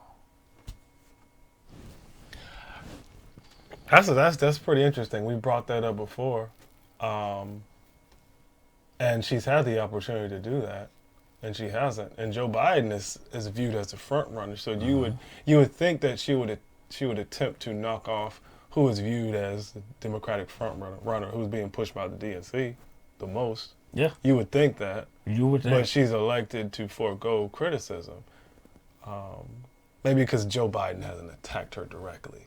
It doesn't matter. Yeah, I know. Kamala Harris didn't attack her. Yeah. Look, man, I don't know. Like I said, I don't. Like I said, she's milking it. Yeah. She's trying. I know we could see it as a campaign move, a campaign strategy, and nothing more than that. I just don't. I don't know, man. I think she's just inflating like her own stature right now. And quite personally, I think she's just a bit of a hypocrite too, because we're talking about the military-industrial complex, right? That's what she's railing against. She's railing against the military-industrial complex that kind of fuels these regime change wars, fuels these endless wars, right? If that's the case, then why was she taking money from military contractors 2 years ago? Because if we're going to, have a come to Jesus moment and come clean about those politicians who kind of took part in propping up the military industrial complex, I think that receiving money from military contractors kind of count in doing that, wouldn't you think? That's part of it. That's part of it. Definitely part of it. So yeah, she was taking money from Lockheed Martin and Raytheon, and as well as Boeing and a couple of other military contractors 2 years ago, when she campaigned for the position she has right now as a senator. She took money from those military contractors. Now, when she was about to run for president and she knew it, and that was brought to her attention, she made a promise to not, receive money from those companies through super PACs. You can go to her website and it actually says this. And she does the statement. Says, hey, I received blah, blah, blah, so I'm making this statement right now. I gotta walk like I walk. I gotta walk like I talk, blah, blah, blah, paraphrasing. So I'm not gonna take any more super PAC money, no bundlers anymore. So I do think that her kind of the overarching narrative of who she is a bit contradictory, considering she was taking money from military contractors. So people who think she's like blameless and faultless and pure, and she's the one to fight for ending regime change wars and fight these endless wars, I don't know. I think that's something to answer for, considering she used to take money from military contractors. So she took part in building up this apparatus that she criticizes. Now, this is a weak response to this controversy, this conflict with Tulsi Gabbard and Hillary Clinton. This is Mayor Pete Buttigieg on Meet the Press. It's obvious that he wants nothing to do with this. What I'll say is that I'm not going to get into their dispute. What I will say is that we know right now. Is it appropriate? Well, I suppose when you become a private citizen, you can say whatever you want. I understand that. But she's a sitting member of Congress. She served. Well, I certainly honor her service. As we saw in the debate, I also have strong disagreements with her on topics like Syria. We got to focus on the task at hand right now. And that includes making sure that this presidency comes to an end. So you're comfortable with Hillary Clinton's critique of Tulsi Gabbard and how she went about it? No, I'm not. Okay. I'm also not going to get in the middle of it, because we as a party and as a country have to focus on the future. That was full deflection. He doesn't want to talk about it. Why? Isn't he courting wealthy donors? Isn't he courting the same wealthy donors that Hillary Clinton donated to Hillary Clinton? Yes, of course. Campaigns. Of course he doesn't want to talk about it. You would think that he would have his soldiers back. Even if he disagrees with her on certain policy. To suggest that a fellow soldier is a Russian asset, that would be a no-no. You would think that he would, It's a layup. Yeah, it's a layup. This is easy. But see, here's the thing, though. I think if he was on Hillary's side, he would have said so. For him not to say anything tells me that he feels some kind of way about. Oh, he's tap dancing. Yeah, he feels some way about what Hillary said. Oh yeah, but he can't say. Oh, those donors. All right, so let's get to another presidential candidate to wrap this up. Senator Elizabeth Warren. Senator Elizabeth Warren has made some news as of late. She was in Iowa. I believe she was at a town hall. And she made some news on the subject of Medicare For All and the cost associated with it. As you can remember, last week during the debate, she was attacked, criticized, and deservedly so, because she would not explain where the money was going to come from in terms of funding Medicare For All. How are you going to get there? How are we going to get there? Bernie Sanders is very clear that taxes are going to have to be raised, and that's across the board. That's on middle-class families, but the end result would be a positive for these middle-class families and poor people, because there would be no out-of-pocket costs. There would be no premiums, no deductibles, no copays. Better situation overall. But Elizabeth Warren failed to do so many times over again. She gave the same answer about 4 times, I believe. Then, just for good measure, after the debate, during the post-debate coverage, she gave the same answer once again. So she doesn't seem like she's ready to talk about the actual cost and the pathway forward to Medicare For All. But at this town hall in Iowa, she suggested that a plan is on the way.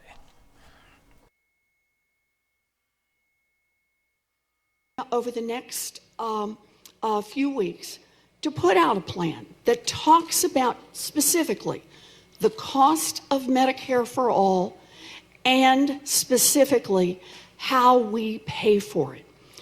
You know, right now, the cost estimates on Medicare for All vary by trillions and trillions of dollars. And the different revenue streams for how to fund it, there are a lot of them. So this is something I've been working on for months and months, and it's got just a little more work until it's finished. I've been working for a long time on this question about what the cost will be and how to pay for it, and I'm getting close. It's just got a little more work that it needs on it before it's ready to be Will there be released. taxes on the middle class with the new plan? The whole plan will be out. You'll be able to look at it. I thought she had a plan for everything. Hey, man. Don't disparage the lady, man. The plan is coming. Am I being sexist here?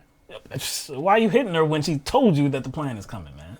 She's been, I guess, considering this for months. But didn't she say that she supports Bernie Sanders' plan?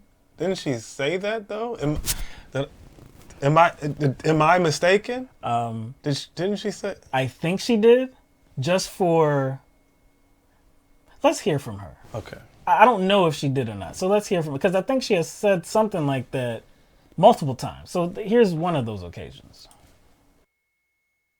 Are you saying that the Medicare for All bill that is in the Senate that you signed on to, Bernie Sanders' bill, is the plan that you are running on and the plan that you will try and implement when you become, if you become President of the United States? You're not going to have your own plan. You're satisfied with the Sanders plan. I think it's a good plan. I think Medicare for All is the way that we make sure that everybody gets covered at the lowest possible cost and that you and a lot of people like you do not have to spend hours on the phone arguing with insurance companies only to be told no. This was last week. This was last week. No. This was after the debate last week. No. Yeah, man. No. I remember she was wearing the purple. That was last week. There's some video editing tricks you're doing, man. Video? Really? That's gotta be. I put the suit on her? Yeah, man. You did something, man. You've been doing something behind the scenes.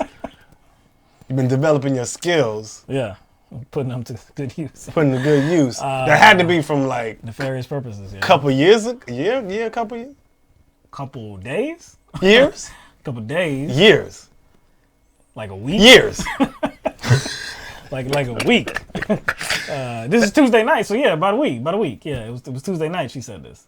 So if she has been developing a plan for months, as she said so in Iowa, why would she at multiple opportunities? She's had multiple opportunities to talk about if she has a plan or upcoming plan, and every time she has been asked that, she says, I support Bernie. It's like, I don't have to just put out a plan just to put, no, I mean, there's a plan that has already been introduced, and I like that plan. I support that plan, Bernie's plan, yes. She was on the stage back in 2017 when Bernie Sanders had introduced this plan. There was Kirsten Gillibrand, Cory Booker, there was Blumenthal as well. Mm-hmm. But she was one of those senators that were on the stage supporting this bill, not the idea of Medicare for All, and then let me kind of draft my own policy. No.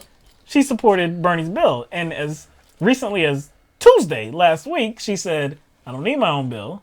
I like Bernie's bill. I'm supporting that bill. That's the bill that I wanted to introduce when I am the president of the United States. But now, I guess after she received all that criticism on the stage and afterwards about her not being able to admit that taxes will be raised, now she got a plan coming out? See, she's slick. I guarantee you if that debate didn't become Warren-centered on the idea that, or on the kind of her not being able to be forthright about taxes being raised, that was a consequence of her being the front runner. Yeah, exactly. Or a supposed front runner. Yeah, and she quadrupled down 4 times. Yes. But quadrupled down like in a almost in a negative way, where she did not give an answer. No direct answer. No direct answer. And I think if the debate wouldn't have gone like that, we wouldn't be seeing this from her, talking about some plan coming out. Right. This just reeks of like campaign scrambling because of a debate fallout. Because you can't come back from that type of debate performance she had, where she was attacked from left, right, up, down on one question and she couldn't answer. You don't come back from that with nothing. This is something she's coming back with. Look, if she stayed true to her word, if she actually supported what she said she supported, the fix is very easy. This is simple. Hey, I support Bernie's bill. Yes, I understand that taxes will be raised. Do I need to say any more? Okay. Do I need to say any more? But that she's not saying that, what does that tell you? I don't know. But I do think it's interesting. It's not like she can... It's already out there, right? Yes. It's already out there. She's coming. Out there. It's already out there that she's coming out with a plan. So guess what? She has to come out with one. Oh, it's coming soon. She's coming soon. Now. And even right now, she doesn't even want to say whether, hey, taxes are going to be raised. This is what I think is going to happen. She's going to come out with her plan.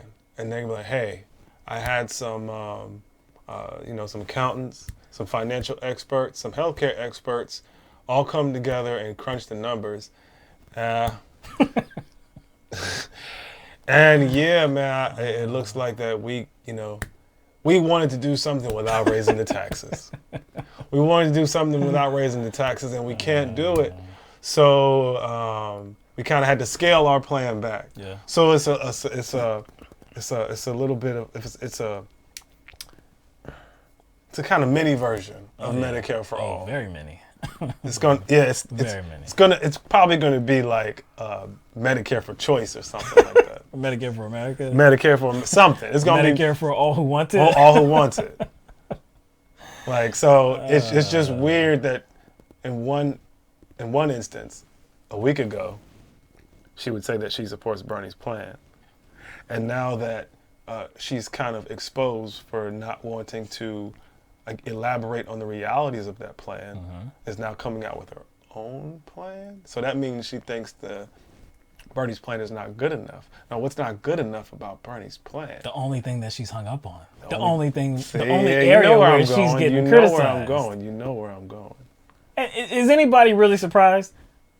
She has talked very strong about Medicare for All. When, I believe it was the first debate, when the candidates were asked to raise their hand about private insurance being ousted if Medicare for All is established. She was one of those candidates that raised her hand. So on the debate stage, she's talked very strong about Medicare for All.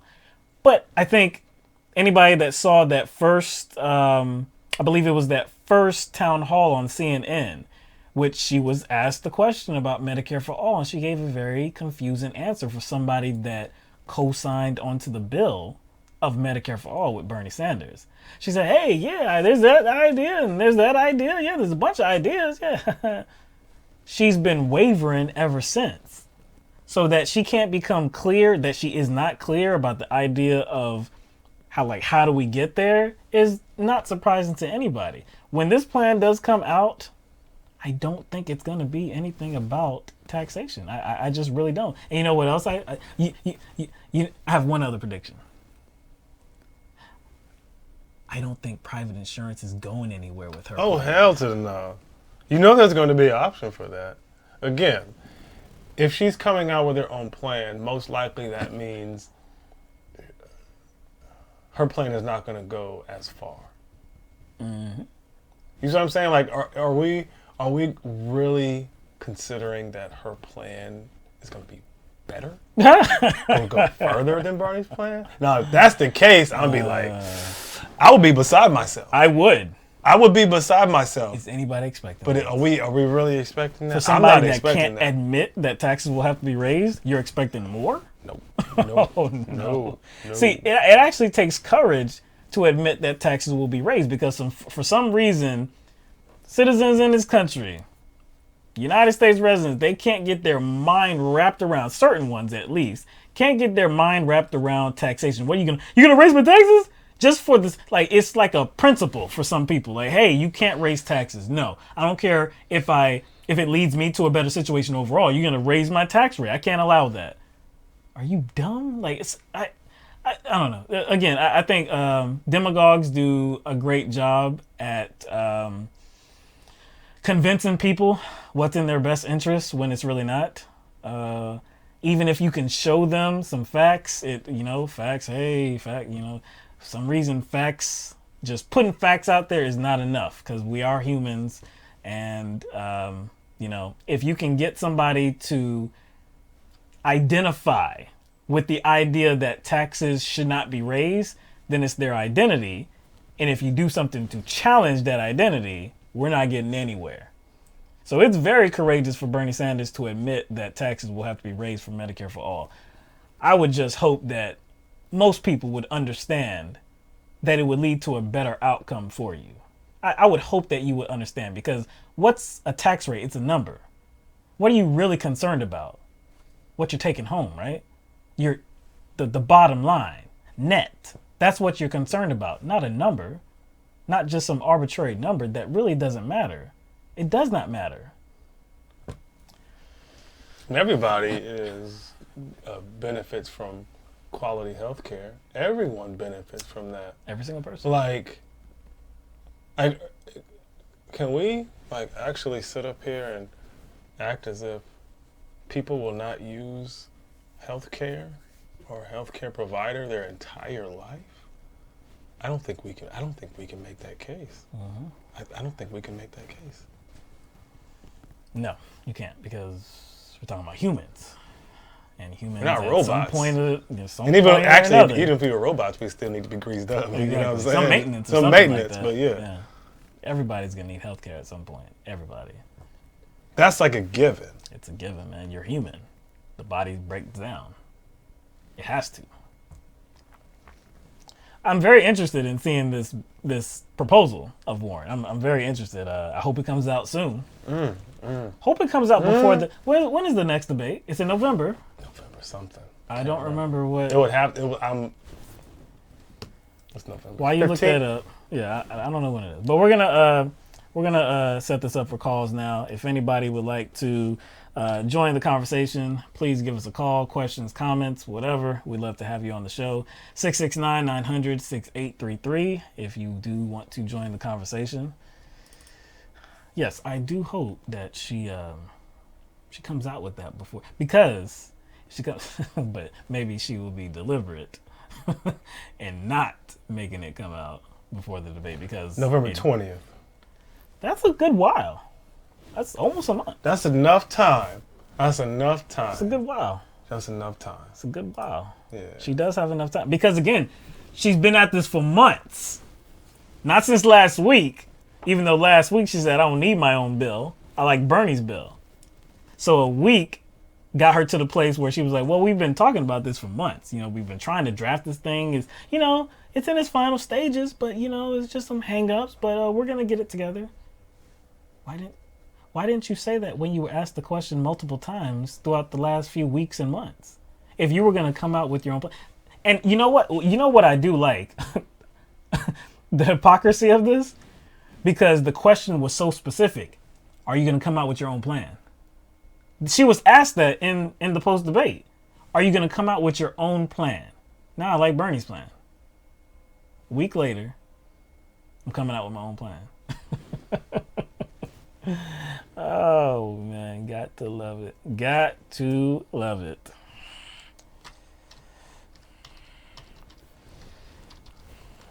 Yeah, boy, we're about to take some calls. I do have a request, though, as far as anybody calling in. I usually don't make requests, and we usually don't limit what topics, people talk about when they call in, but I have a request now. I want people to call in about Tulsi. Honestly. That's it. That's all. That's what I want all the calls to be about. I'm not saying, you know, you can't talk about anything else, but primarily I would love to hear some pushback or what you have to say about Tulsi, specifically involving the points we made, for I guess the overarching points that we made, not about Hillary Clinton, not necessarily about Hillary Clinton and her comments. Like, I think we can all agree that those were like very silly and despicable, but we're talking about Tulsi Gabbard and her actual chances. I really would want somebody to talk about Tulsi Gabbard, her actual chances. Well, we got one caller in the queue. 218 area code. You're on the air live with LTMB.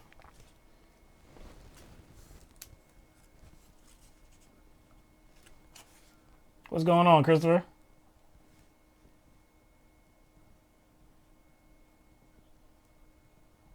We should.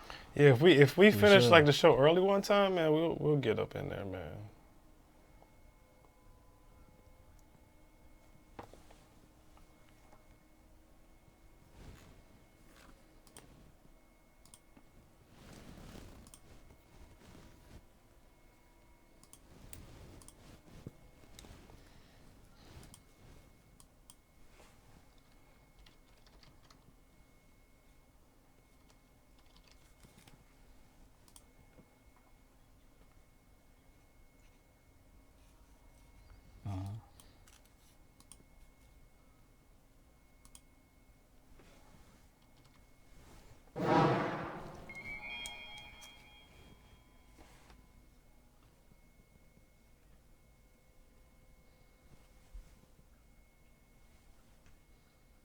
Right.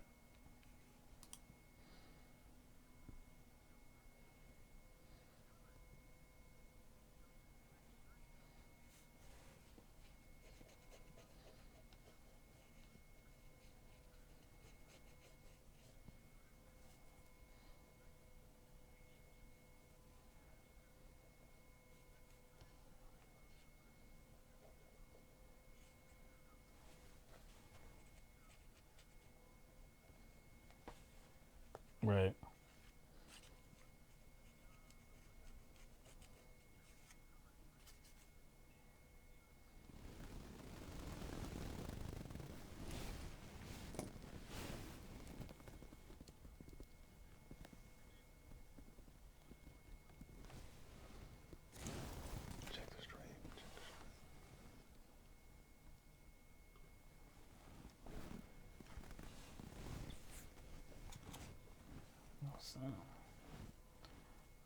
Oh, wait, hold on, Christopher. Hold on. For some reason, people are not hearing you. Go ahead. Say something. Say something, Christopher. Yeah, we can hear you. Hold on one second, Christopher. For some reason, you are not coming. For some reason, you are not coming through on the... No, it's not. No, it's not you. It's hold on one second so I can.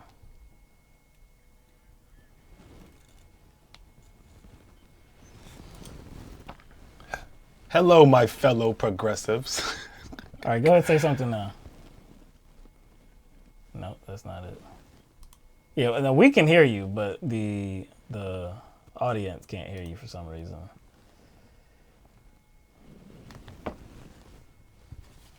It's good now. What?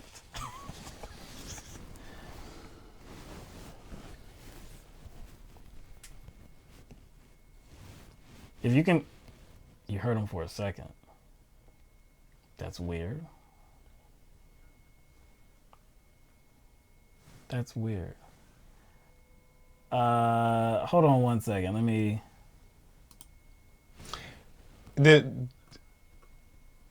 You think so? I know, but we can hear you. So yeah, we can. If we can hear you, then they should be. Yeah, if the audio's coming through on our end, it should be. Didn't we? What was it? Didn't we take the last calls last week on Skype? We did. See, it's.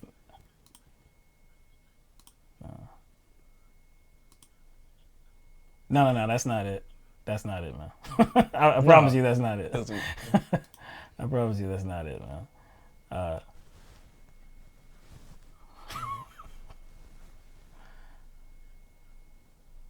Yeah, some people saying they don't All right. So yeah. Yeah, go ahead. Yeah, go ahead, and we're gonna shut this down and then go back into it. All right. Man, see, it must be Skype. It must be Skype. Yeah, it had to be because that's what we were on Skype last week, the last call. Yeah. So everything is everything. That's yeah.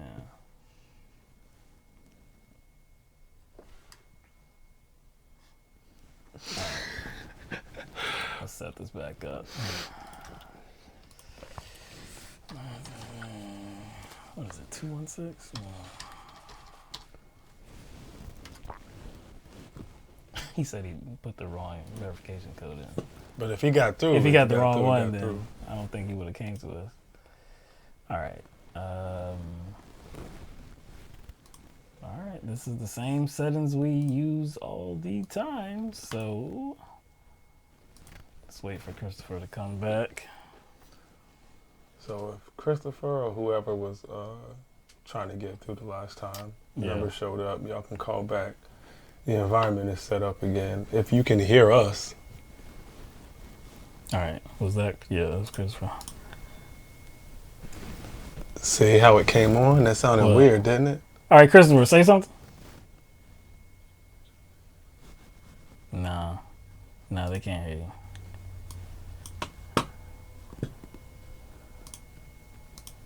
Yeah, I don't think they can hear him. Even the way he came, even the way the call came in sounded weird. You know what I'm saying? Even when he came on board, it sounded weird. It sounded real like staticky and shaky. All right, say something again, Chris.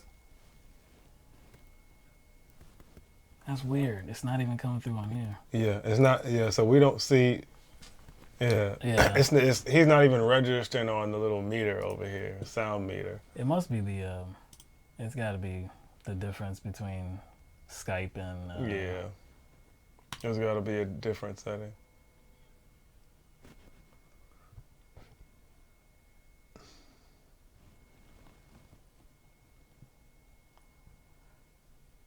It's working. Somebody said it's working. Oh, never mind. He gone now. Yeah, he gone now. So this look like Ben calling.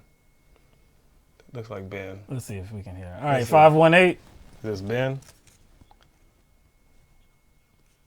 Hey, we're good. We're not sure that you can be heard. Let's hear from the chat. Let's see if you can be heard. I'm not sure. Blair, nice to hear from you. That's crazy. All right, can anybody hear Blair? Nope, nobody can hear Blair. This is horrible, really. Let me see. Oh, no, I'm sure they can hear that. Yeah. All right.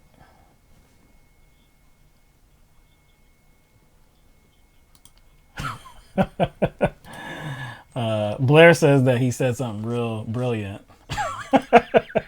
Unfortunately, y'all didn't have the privilege of hearing it because we don't have no sound. So he's just dropping all these jewels right now that y'all don't even know about. All right. So our microphone is fine.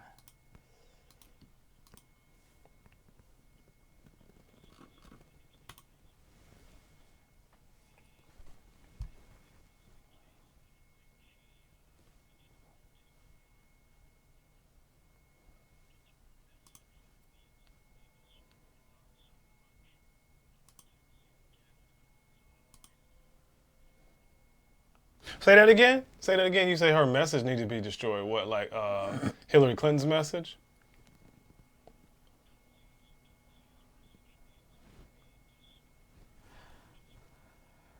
You know,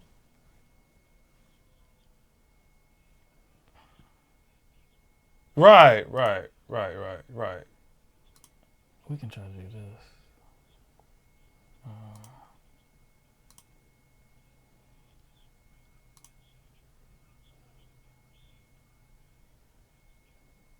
Well, that didn't work.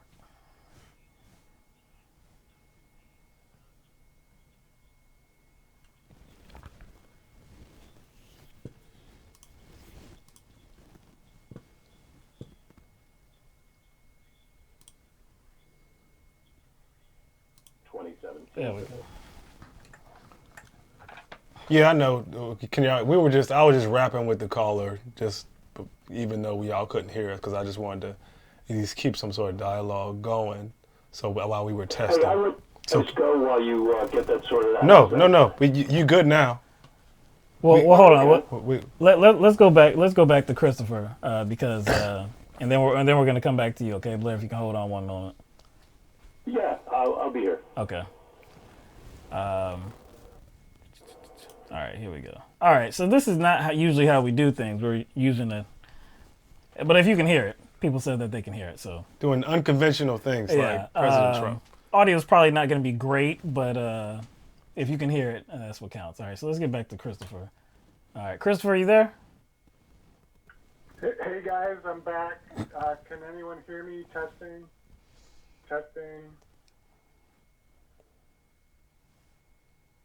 Waiting for confirmation. Ask the room if they can hear me. More volume. Yeah, more volume. So yeah, we're just doing it differently. So you should be able to hear him through our mics. All right, go ahead. Testing. Hello? Yeah, they can hear you. It's just that the volume, they're going to have to listen a little bit closer because we had to, now you're utilizing our mics, which should be sensitive enough to catch your speech. Yeah. All right. The only other thing I wanted to say is if you go to Elizabeth Warren's website, under her Medicare plan, she talks about mental health, and we need to make sure the insurers are held accountable. So she's already bringing in the insurance companies. And so you can't have Medicare for all if you're catering to insurance companies. You can't have it both ways. So Elizabeth Warren, she's been wishy-washy. She's backtracked on so many things. She used to be a Republican. She's voted for military spending. And she's just, I think she is a corporate favorite. And so I hope you guys can hear me, and I'll just let you guys make your comments. Okay. Yeah, I mean, we agree. Just judging by the favorable treatment that she has from corporate media, it's not the same as what we saw in 2016 with Bernie Sanders. We said that with, Nina Turner's argument that similar does not mean the same. And why would you want the copy when you can have the original? They don't seem to be the same. The treatment that they get from corporate media is not the same, and you have to ask yourself you have to ask yourself why.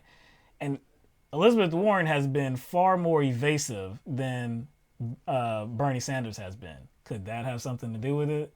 She has been non-committal on actually supporting Medicare for All. Could that have something to do with it? How can you disparage the original but not disparage the copies? Yeah. Doesn't make any sense. No. That's what makes everything. If it's a true copy. And I've seen people online saying that she's a plant to take votes away from Bernie. She's a corporate plant to divide the Democratic vote. And then, at the convention, the electoral and the superdelegates can have their heyday in the second round of voting and just pick anyone they choose.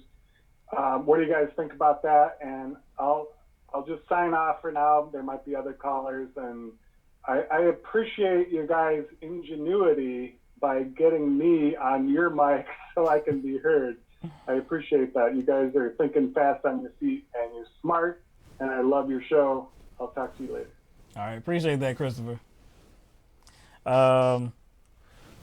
Yeah, I mean, look, I don't think that's going too far to say that she could be a plant. The biggest issue for me, which should be the biggest issue for everybody else, is that she has already said that she's going to take the money. Now, she kind of, you could say it's waffling on it or what. I mean, she kind of changed it up by saying that she's going to attend these wealthy donor fundraisers for the DNC. But again, we know that if she's the Democratic nominee, then that money is for her. So it does look, if she's going to take the money in any regard, then she's crooked. She's corrupt. And so if we've made the case, and not just us, many people have made the same case. you cannot be believed that you will actually advance your progressive agenda when you're taking dirty money. The game isn't played like that. If we know the money comes with strings. So if the money comes with strings and you're taking the money, you're just going to what? Like cut the strings and be like, oh, I got you for your money. I'm going to do my thing. I'm going to do the progressive thing. I'm going to actually help people. It never works out like that. It never works out like that. That's why those people have never really, I mean, in large part, those people don't get elected because they know how the game is played. They're willing to play the game. It's the people like Bernie Sanders that remain true and don't fundraise that way. So in that way, again, yeah, she might be similar rhetorically in some regard, but the same? Nah. If we actually want to create change, if we want to make change on any of these issues, the one issue that we have to do something about is money in politics. If she's saying that she's going to play the same game as everybody else, she's going to get there. So to kind of to deal with Christopher's theory, I don't even call it a conspiracy theory because it seems very likely that they would do something like that. So maybe the DNC learned something from the last election. Now, what they learned doesn't necessarily mean they would go in the genuine and right direction, a direction that would benefit the people. Right. So, the candidate that they ran last time was not successful. Was a divisive figure, Hillary Clinton. She did not run a progressive campaign, and that hurt her.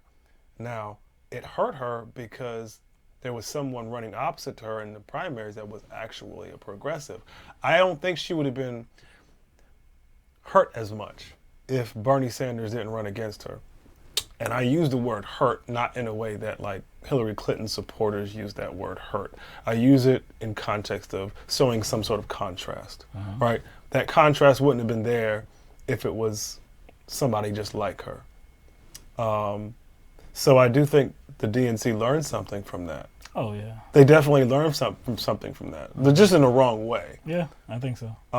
And what they learned was they have to run somebody that actually, at least rhetorically, like speaks progressive language and has something in her background that we can, or the public can look at to say that she's championed certain progressive causes. And what they always harken back to is her work with the Consumer Financial Protection Bureau. Yeah. And so I think like that's what the DNC learned that they had to do. I was like, we have to somehow be able to suppress this uprising of populism and progressivism by putting someone who is seemingly progressive. I said before. You know what I'm saying? That's the only way. That's the only way we can actually take votes and get votes away from Bernie Sanders is to present somebody like Elizabeth Warren, because it's not going to happen if we present like another Clinton-like figure, and there's no way you could, because Clinton had so much name recognition and she's not running again. Who could they present like that would actually take votes away from Bernie? In 2016, I think I said it before, that if Hillary Clinton did just one simple thing and distance herself from corporate PAC money, if she didn't have those super PACs that she used, if she said that I'm not accepting corporate money, I'm not taking the money because I'm actually trying to do, because she did say that she was trying to do something about corruption. She did say that she wanted to overturn Citizens United. She did say that money in politics leads to corruption. She said all of these things, but she still took the money. If she did this, the one thing and did not take the money, I don't think Bernie Sanders really gets anywhere. I think that, he gets some support, but I don't think it's much of a race. Even with all of her negative deeds, all of, her very complicated and horrible past, if she just did the one thing and did not take the money, I think that would have been enough for many people to say, well, hey, she's trying. She's not going to be corrupt. She's not taking the money. See? And it would have been the easiest thing for her because she was a celebrity. She was a superstar. She had name recognition that nobody else has. She didn't need to take that money. She could have actually created a grassroots campaign. People would have gave her money in bunches. She did not need corporations. How much money did Hillary Clinton get? Almost $1 billion or something? I don't know. It was almost $1 billion, and she kind of like or her campaign advised the media to kind of let Trump talk. I don't. I know people go as far as to say that like her campaign and her surrogates in the media purposely elevated Trump. I just think that the strategy was just to let Trump talk. It's not like it's not like you couldn't cover a presidential candidate, right, which is Trump. So I wouldn't go as far as saying that, use the word elevated. The strategy was just to let Trump dig his own hole, and it didn't work. So she spent $1 billion and tried to let Trump dig his own hole, and it didn't work. So, all right, let's bring Blair back into the conversation. Blair, you still there? Yeah, still here. Hey, just one note on that last point was that the Podesta emails showed that the Clinton campaign was trying to elevate Trump's candidacy over other candidacies. So I think that was definitely part of what they were hoping to do. Well, elevate in a certain context. I just wouldn't use the word elevate. Elevate through covering how whack he is, which didn't work. I don't think that's necessarily a bad strategy. It's a bad strategy for Hillary Clinton. I think she was the wrong. Do you see what I'm saying? I think that's a good strategy for somebody who's actually genuine. It's just that like we were in a particular situation where. Or a particular election that wouldn't work. I don't think it's a bad strategy. I just think that the wrong person implemented it. That's a fair point. You didn't want somebody genuine, like somebody who could come across as genuine the way Trump did. Yeah. Not that he was, but that he could come across that way. Yeah, you don't want Hillary Clinton to run against somebody who can fake being genuine. Yeah, fake being genuine, and also Trump doesn't really have a political track record, so it wasn't the right person to do it like against. So the right person didn't use the strategy, implement the strategy, and then they used the strategy against the wrong person because he doesn't have a track record where just his rhetoric would just get him in trouble.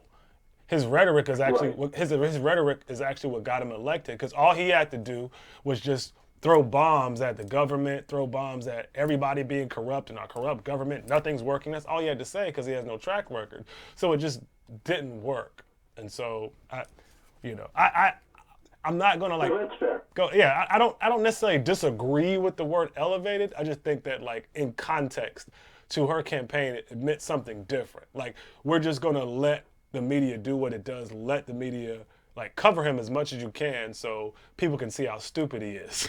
But she wasn't taking into account that she was kind of a divisive figure herself. So she's a narcissist, so she doesn't realize how many people actually disliked her. You know what I'm saying? She has a cult following. And saw her as if anything, the bigger narcissist in some ways. Yeah, I would. I mean, I really don't. I ain't gonna sit here and defend Hillary Clinton and say whether she's a bigger narcissist than Donald Trump. I don't even. I don't know. I don't know if you can quantify that. Yeah, I'm not gonna like confirm it or deny it.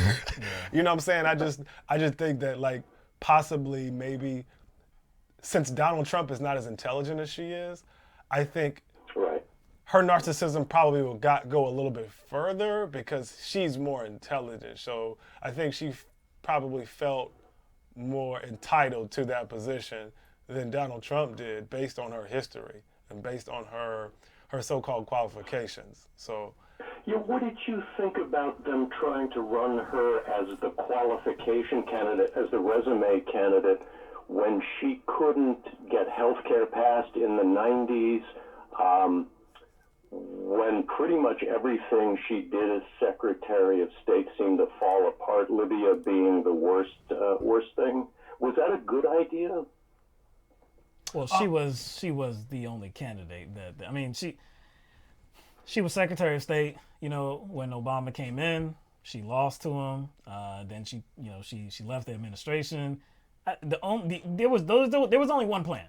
There was only one plan. It was Hillary Clinton. Yeah. Everybody knew it was the worst kept secret in the world. There was only one plan. I know that. I was just asking if you thought her running as the resume candidate, because that was supposed to be the big deal for her. What else? Right? That she was the most experienced person and so on and so forth. But what else would she run on, though? Yeah. I mean, she wasn't going to run as the progressive candidate, so she would have to fall back to, her time in the White House as the first lady, in which she, honestly, she transformed that role. She did much more than your typical first lady. So she really did make a name for herself in that role. Then she became a senator. Then she became the Secretary of State. So if she doesn't have her resume, what does she have? Yeah, I think what you're talking about is more like the details and the context of that resume, which, quite frankly, most people are not looking at. They're just looking at. Good with. Yeah, and that's what I'm saying. Like, most people, to be honest, weren't looking at that. They were just looking at, hey, she had this position, she did this, this, and this. This was what made her. This is what makes her qualified. Not necessarily looking at the context behind that resume, the details behind it. You're talking about the details, which most of our viewers talk about. Like, what does that mean? Like, she was Secretary of State, okay?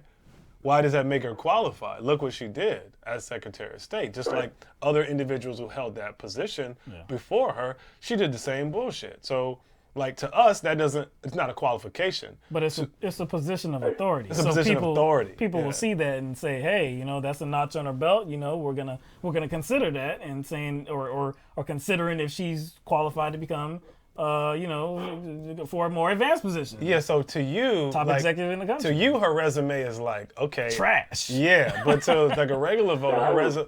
You see what I'm saying? I was appalled that he was running as a Secretary of State who destroyed Libya, and you couldn't even get most Americans to understand what had happened in Libya. Right, of course. So that's the whole thing. So, unfortunately, people are not as informed as we would like them to be. And I don't know, to some degree, it's just based on, maybe feeling like nothing matters because things always stay the same no matter who's in office. Some of that is because of time, in this country and in this economy, people don't really have time to focus on other things. It's work, it's family, it's rest. Do you have time to actually dig into these details? Go for a deep dive. So it's a bunch of different things. Just the history of this country too, in terms of the voter base. I mean, are we the most educated voter base? I don't think so. No. Historically, no. And you have to acknowledge that a lot of the support that politicians have, not just Hillary Clinton, is surrounds, cult of personality. Yeah. Oh yeah. No doubt. And of course, people see a woman in power, and they desperately want to see a woman president. All that other stuff is like water under the bridge. Right. It's a powerful woman. It was time for a woman president. That's really all we care about, And of course, she was in line for it. She was a first lady. She was a senator. She was Secretary of State. And like you said, positions of authority. It just kind of like the desire kind of clouded people's judgment a bit. Right. So. Yeah, that's the nature of identity politics. You don't look at the record so much as the color and gender. Hey, what did you? If you wanted to go back to it, you said you wanted to talk a little more about Tulsi Gabbard and. If you want to, I don't care. I was just leaving that like up there because that's a big thing, and I just wanted to maybe offer some clarifications, or if people want clear about our positions about her. And so what we do is we like to break each and everything down. So if we have a disagreement about how Tulsi Gabbard is approaching one thing, or like how she responds to one thing, we're talking about that one thing. So people tend to bring everything else into it without addressing like the point we were making and kind of address that argument. So if anybody had any problem with anything specific, maybe we can offer some clarifications. If you have a problem with something specific that we had to say that you disagree with, then cool, since that's a hot topic now. That's all I was saying. You don't have to. You brought up other I was wondering if you guys have another minute? No, yeah. Not much. Well, we got a couple minutes. We got another phone call to take, but we got a couple minutes. That's it. Oh, okay, let me let you go after that. But if you've got just a minute, I would agree that the last thing the Democratic Party is worried about is Tulsi Gabbard winning the election. I think it's fair to say that. But I think they really want to crush her message as completely as they can in this election cycle. So that it doesn't catch fire the way, say, some of Bernie's ideas from 2016 have in the 2020 cycle. I think some of this is probably going to be Hillary Clinton's personal animosity. Okay. But when in early 2017, Howard Dean would go on MSNBC and say there is no place in the Democratic Party for Tulsi Gabbard just because she disagreed that Assad was necessarily responsible for the chemical attack in Syria in the spring of 2017. And I was amazed to hear the former DNC chair do that on such a major show, unless they felt really threatened by her. And she had already, I know you said she was still taking money, I think, from a couple of the military weapons back then. manufacturers, yeah. But she had already started, though, to talk about, she had visited Assad at that point, I think.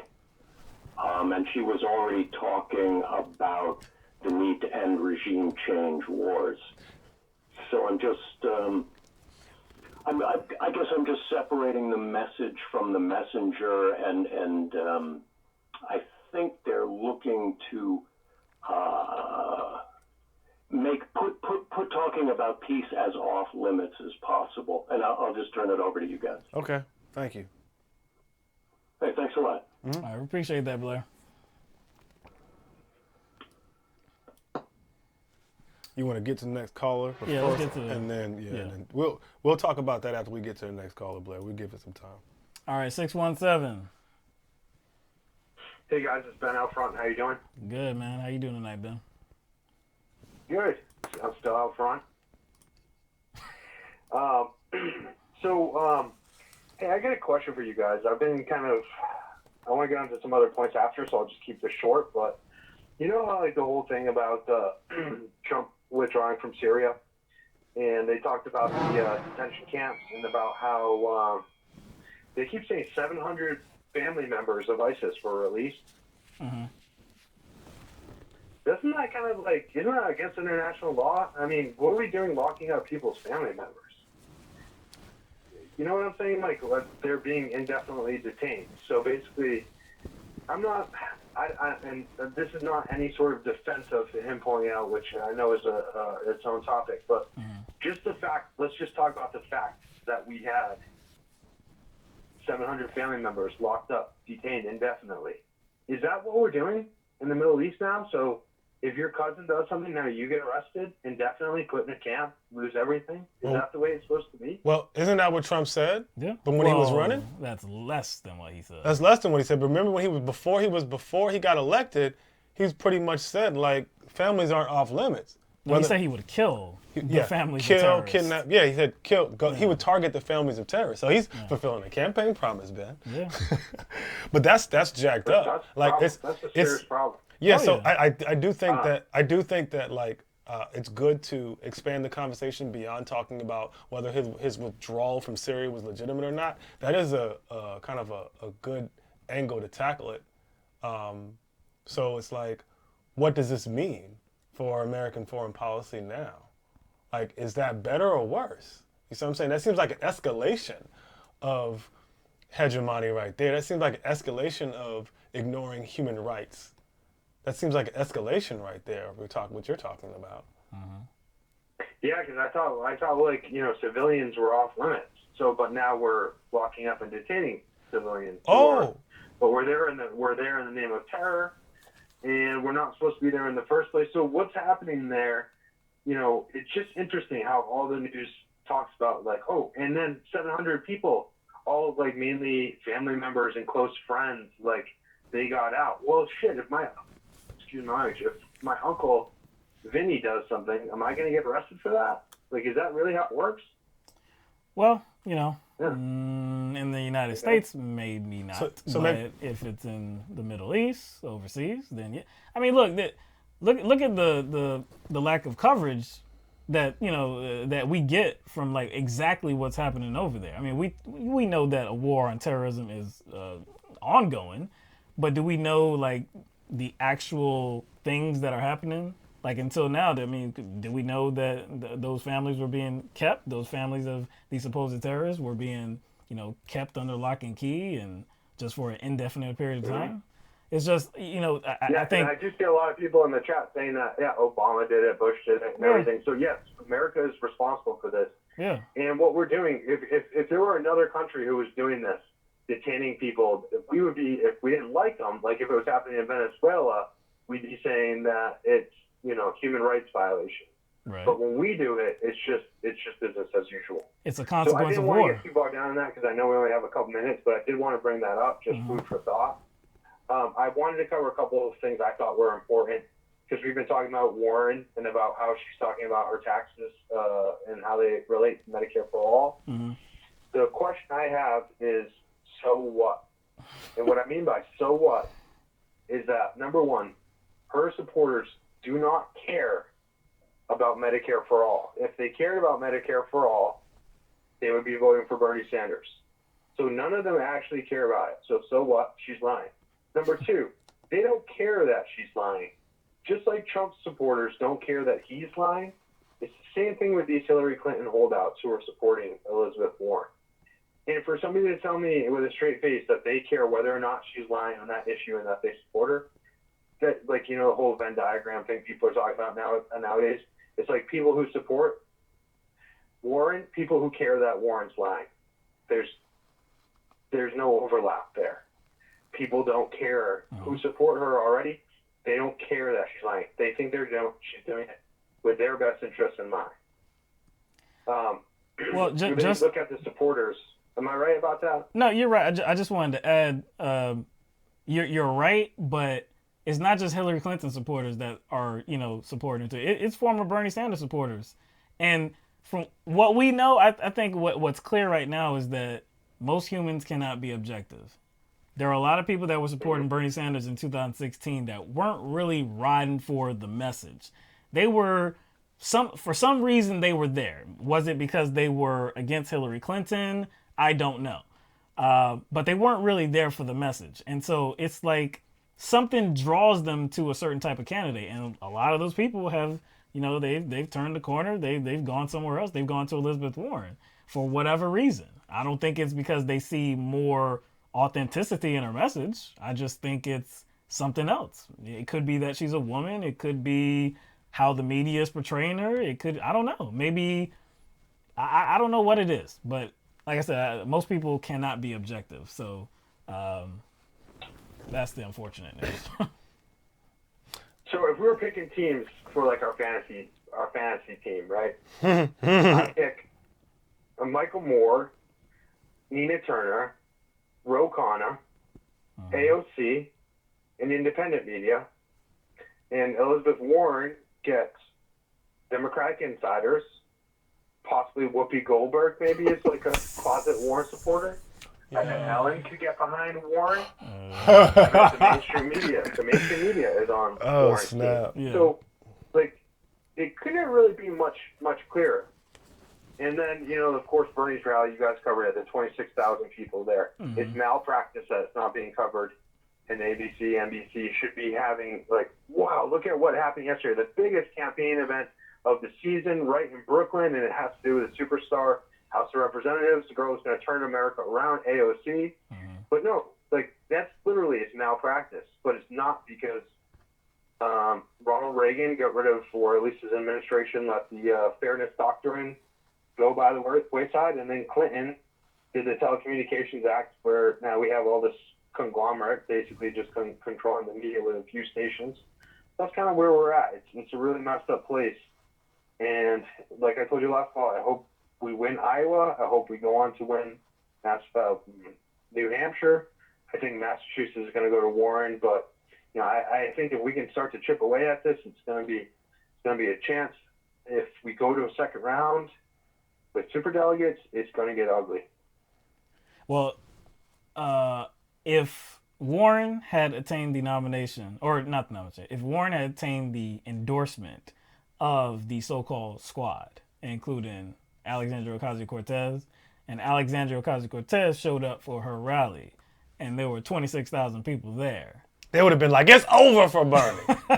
It's over. It would have been huge news. It would have been everywhere. And yes, CBS News was there at the rally, and they did interview them. And I believe it was NBC as well that was there interview. It has gotten some coverage. I won't say that it's the same thing that we saw in 2015, at least early 2015, where there was an official, maybe not official, but we knew what it was. There was a Bernie blackout. It's not the same thing right now, but I think that's because Bernie Sanders is established as somebody that is recognized as a name and as a figure. So it's kind of hard to just totally ignore him like you could in 2015 when he wasn't nationally recognized. And even when they are covering it, if you just listen to the questions and how they ask the questions, it seems as if they're doing a lot to kind of discount the support he has, and discount the support he has from Alexandria Ocasio-Cortez. Just like the questions they asked when they were asking questions her. are horrible. I'm like, one question that I can't stand.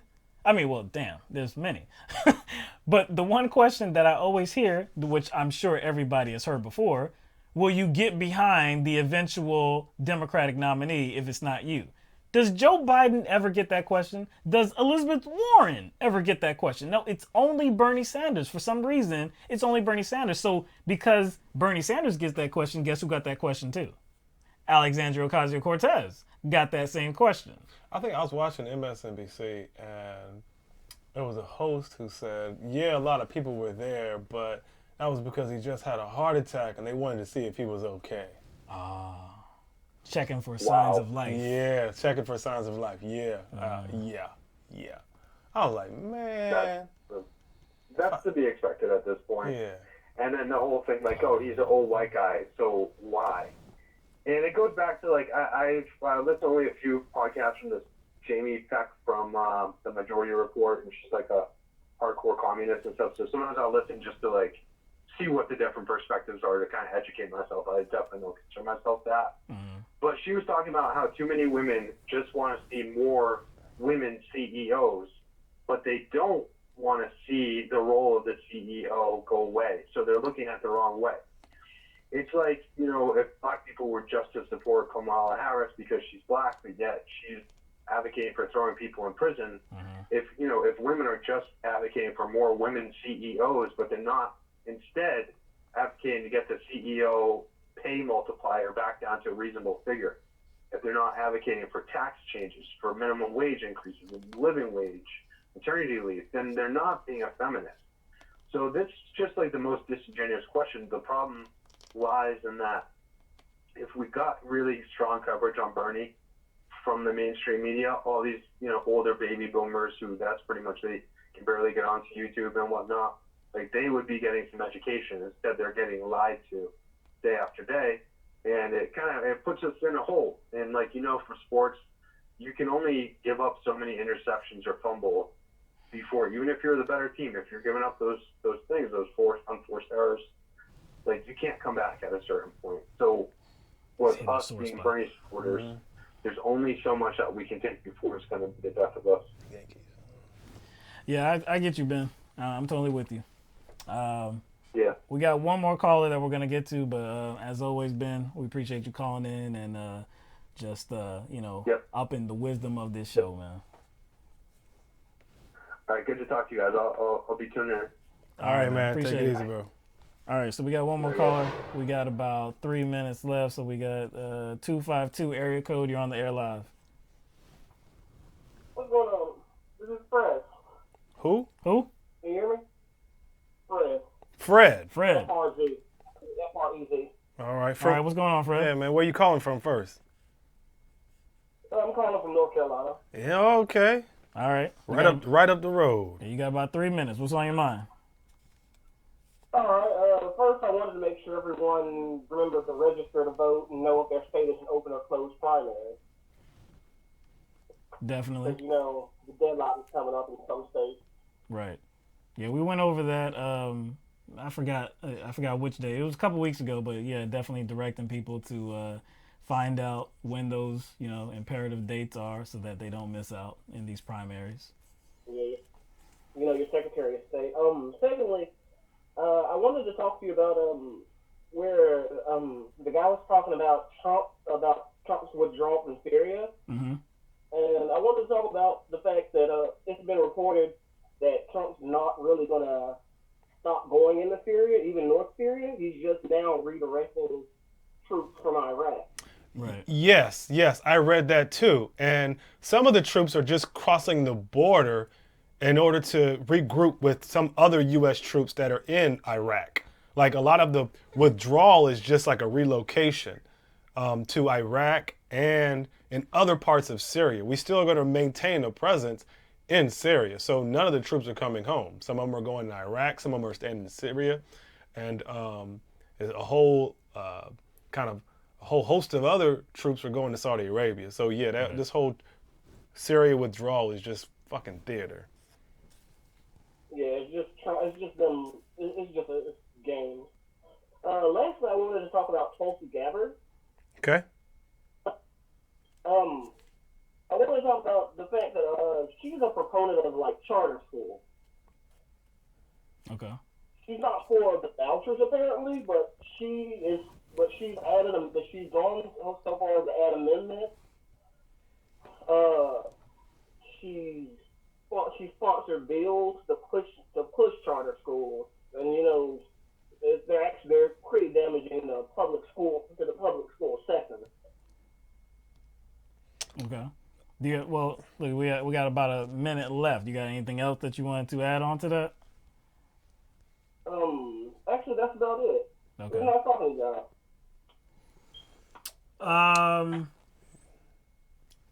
Oh, Fred left.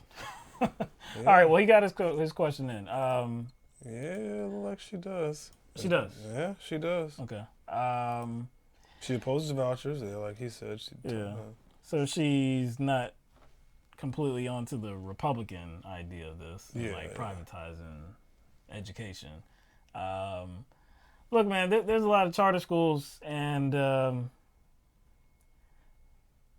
look, if the idea of charter schools, if the strategy and the process of charter schools involves taking money away from these public schools that are in the state, then of course I am terribly against the idea, because we don't need less money going to public education. We need more. We need more investment in public education.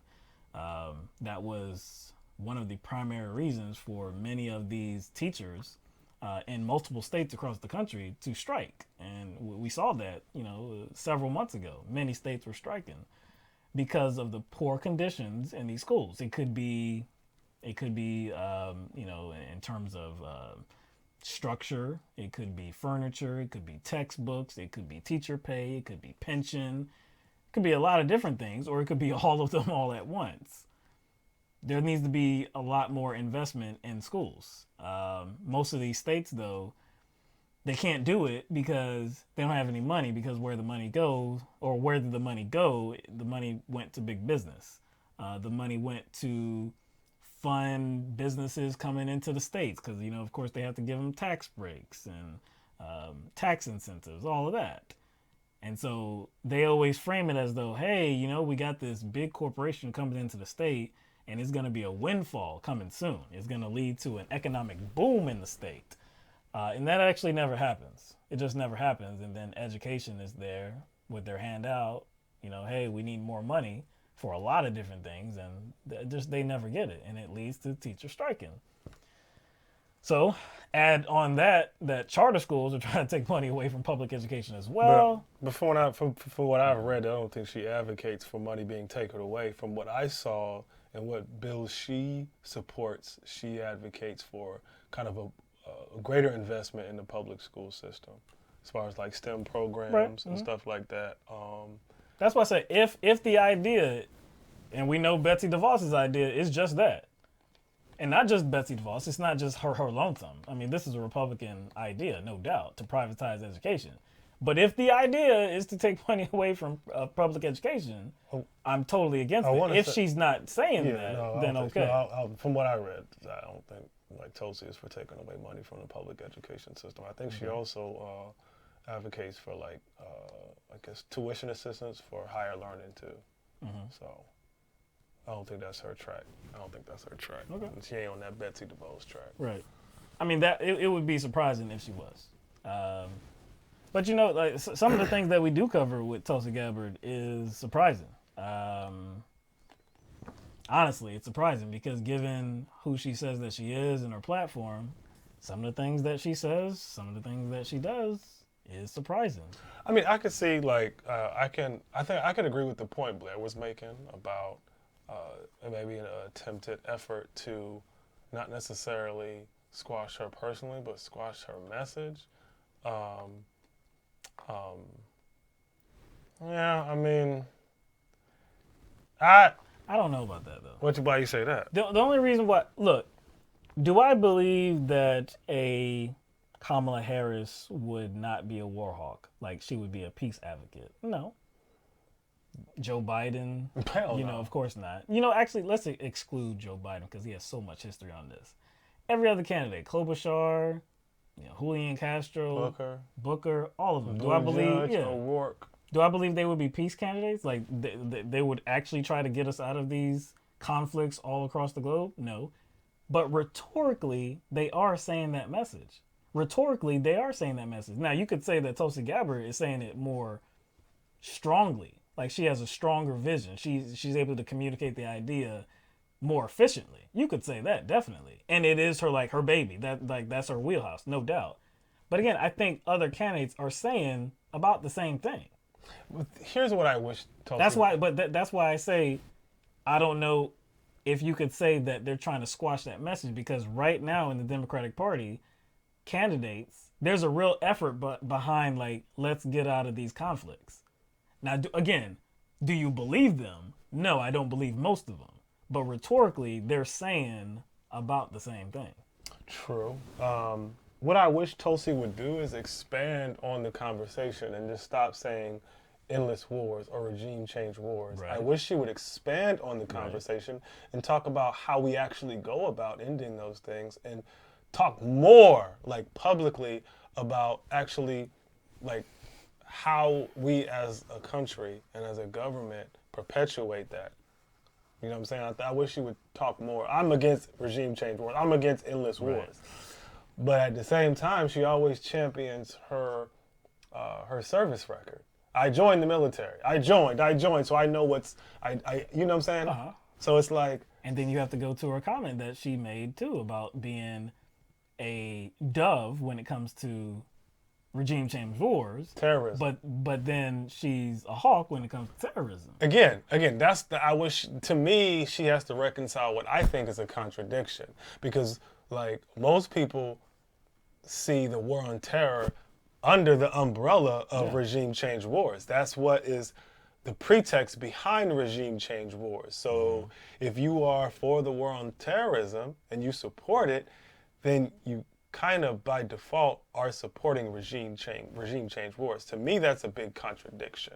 So we're not talking about an anti-war candidate. That's my problem. I wish people would talk about her in context of how she presents herself. People are presenting her as an anti-war candidate, which she is not.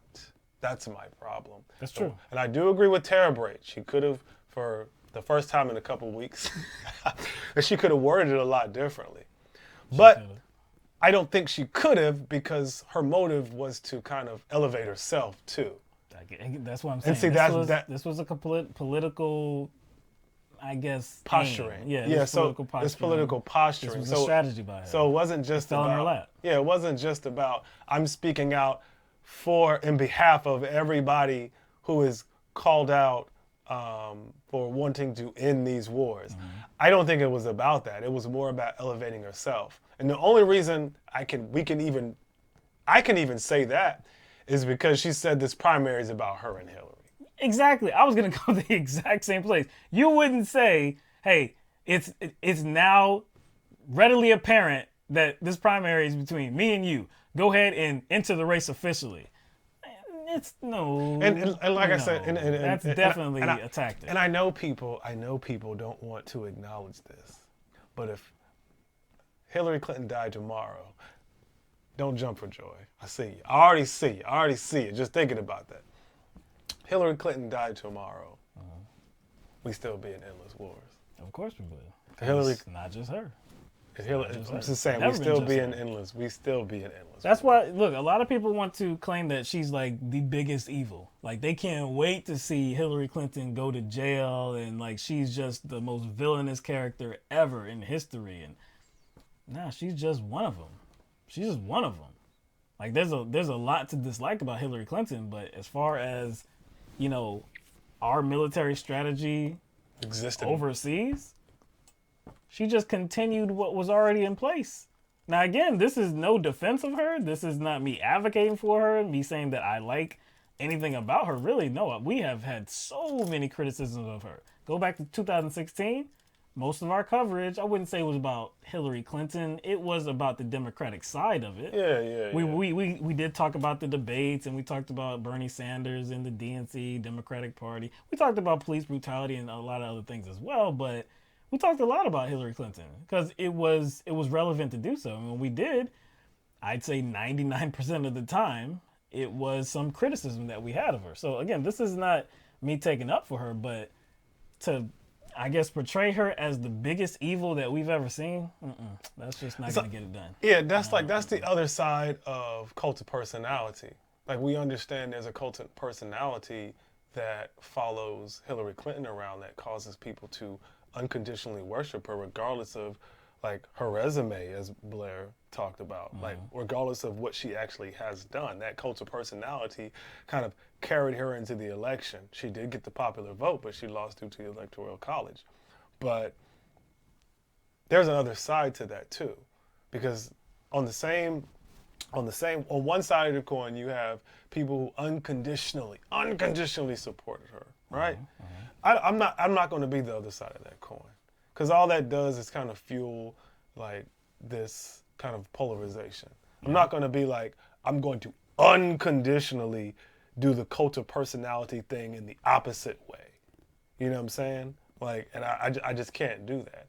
And when Ben mentioned, you know, the situation going on in the Middle East, what was people's first response? It was like 5 or 6 people in the chat were like, what? Obama, Obama, Obama, Obama, Obama, continuation, Obama, Obama, right? Right? I was like, okay, now do the same thing for Hillary Clinton. Because we're not going to, like,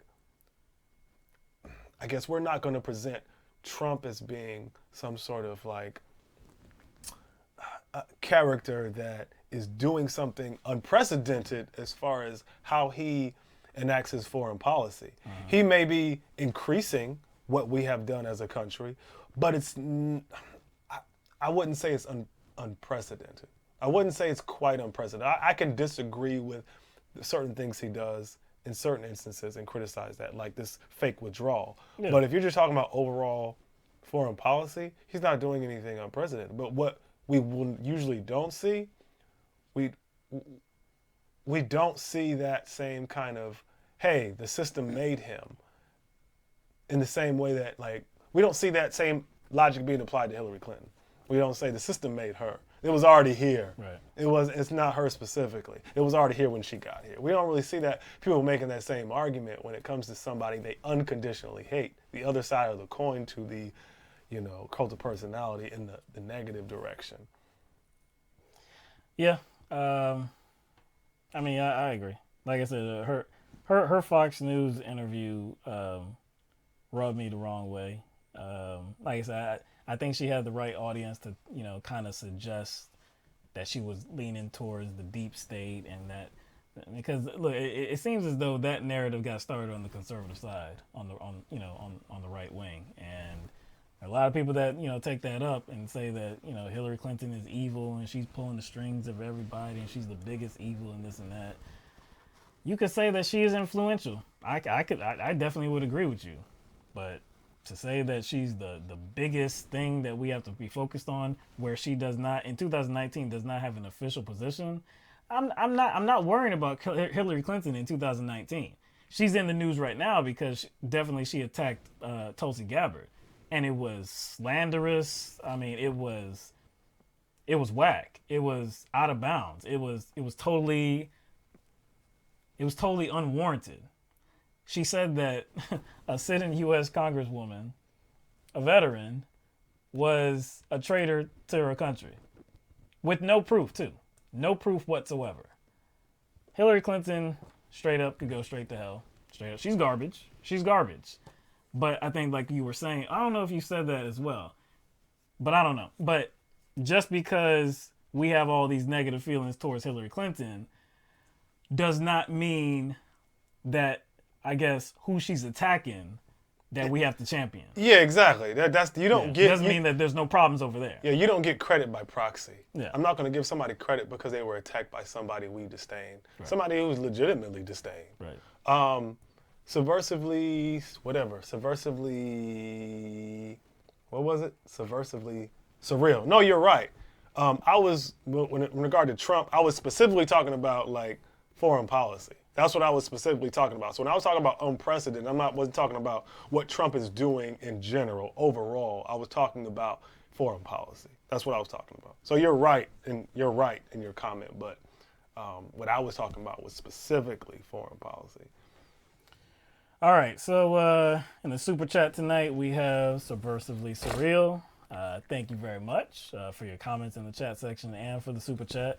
Ben out front, who was also one of our callers. Are you with AOC and Bernie or Hillary and Liz? Hillary and Liz. It's like she coupled. I mean, well, he coupled Hillary and Liz. Like it was official too. Probably is. Well, she's been talking to her. She has been talking to her. Lizery. That's what I'm talking. Appreciate that, Ben. And Gear Randon as well, very familiar. Appreciate all of you in the super chat, all of our callers tonight as well. Christopher, Ben, and we have Fred as well. Fred. Missing anybody? Blair as well. Blair. Yeah. I'm sorry about that, Blair. Appreciate all of you calling in. Good to hear from Blair. I always see Blair commenting on the YouTube channel, so good to hear from you tonight, Blair. Shout out to all of our patrons on patreon.com. If you would like to be a patron, all you have to do is go to patreon.com/LTMB and choose whatever amount that you are comfortable with. We appreciate all of the support from all of our patrons who give consistently each and every month. Very humbling, very appreciative. So with that, we're going to wrap this up, and we're going to be back in 2 days, Thursday night, with a lot more analysis. Don't know what's going to pop off.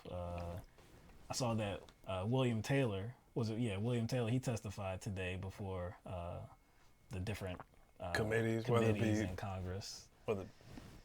I heard he had some testimony that shook things up. Testimony saying that, I guess, I don't know. It's all kind of speculative at this point because it's not officially on the record. People are staying kind of mum about it, especially Republicans. For some reason, they're staying mum about it, about William Taylor's testimony. Like I said, it's being reported that he said that yes, there was a quid pro quo.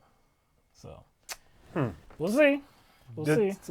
Just got some recent little breaking news about Amber Gaillard. Hope this is not true, but of course it's true, man.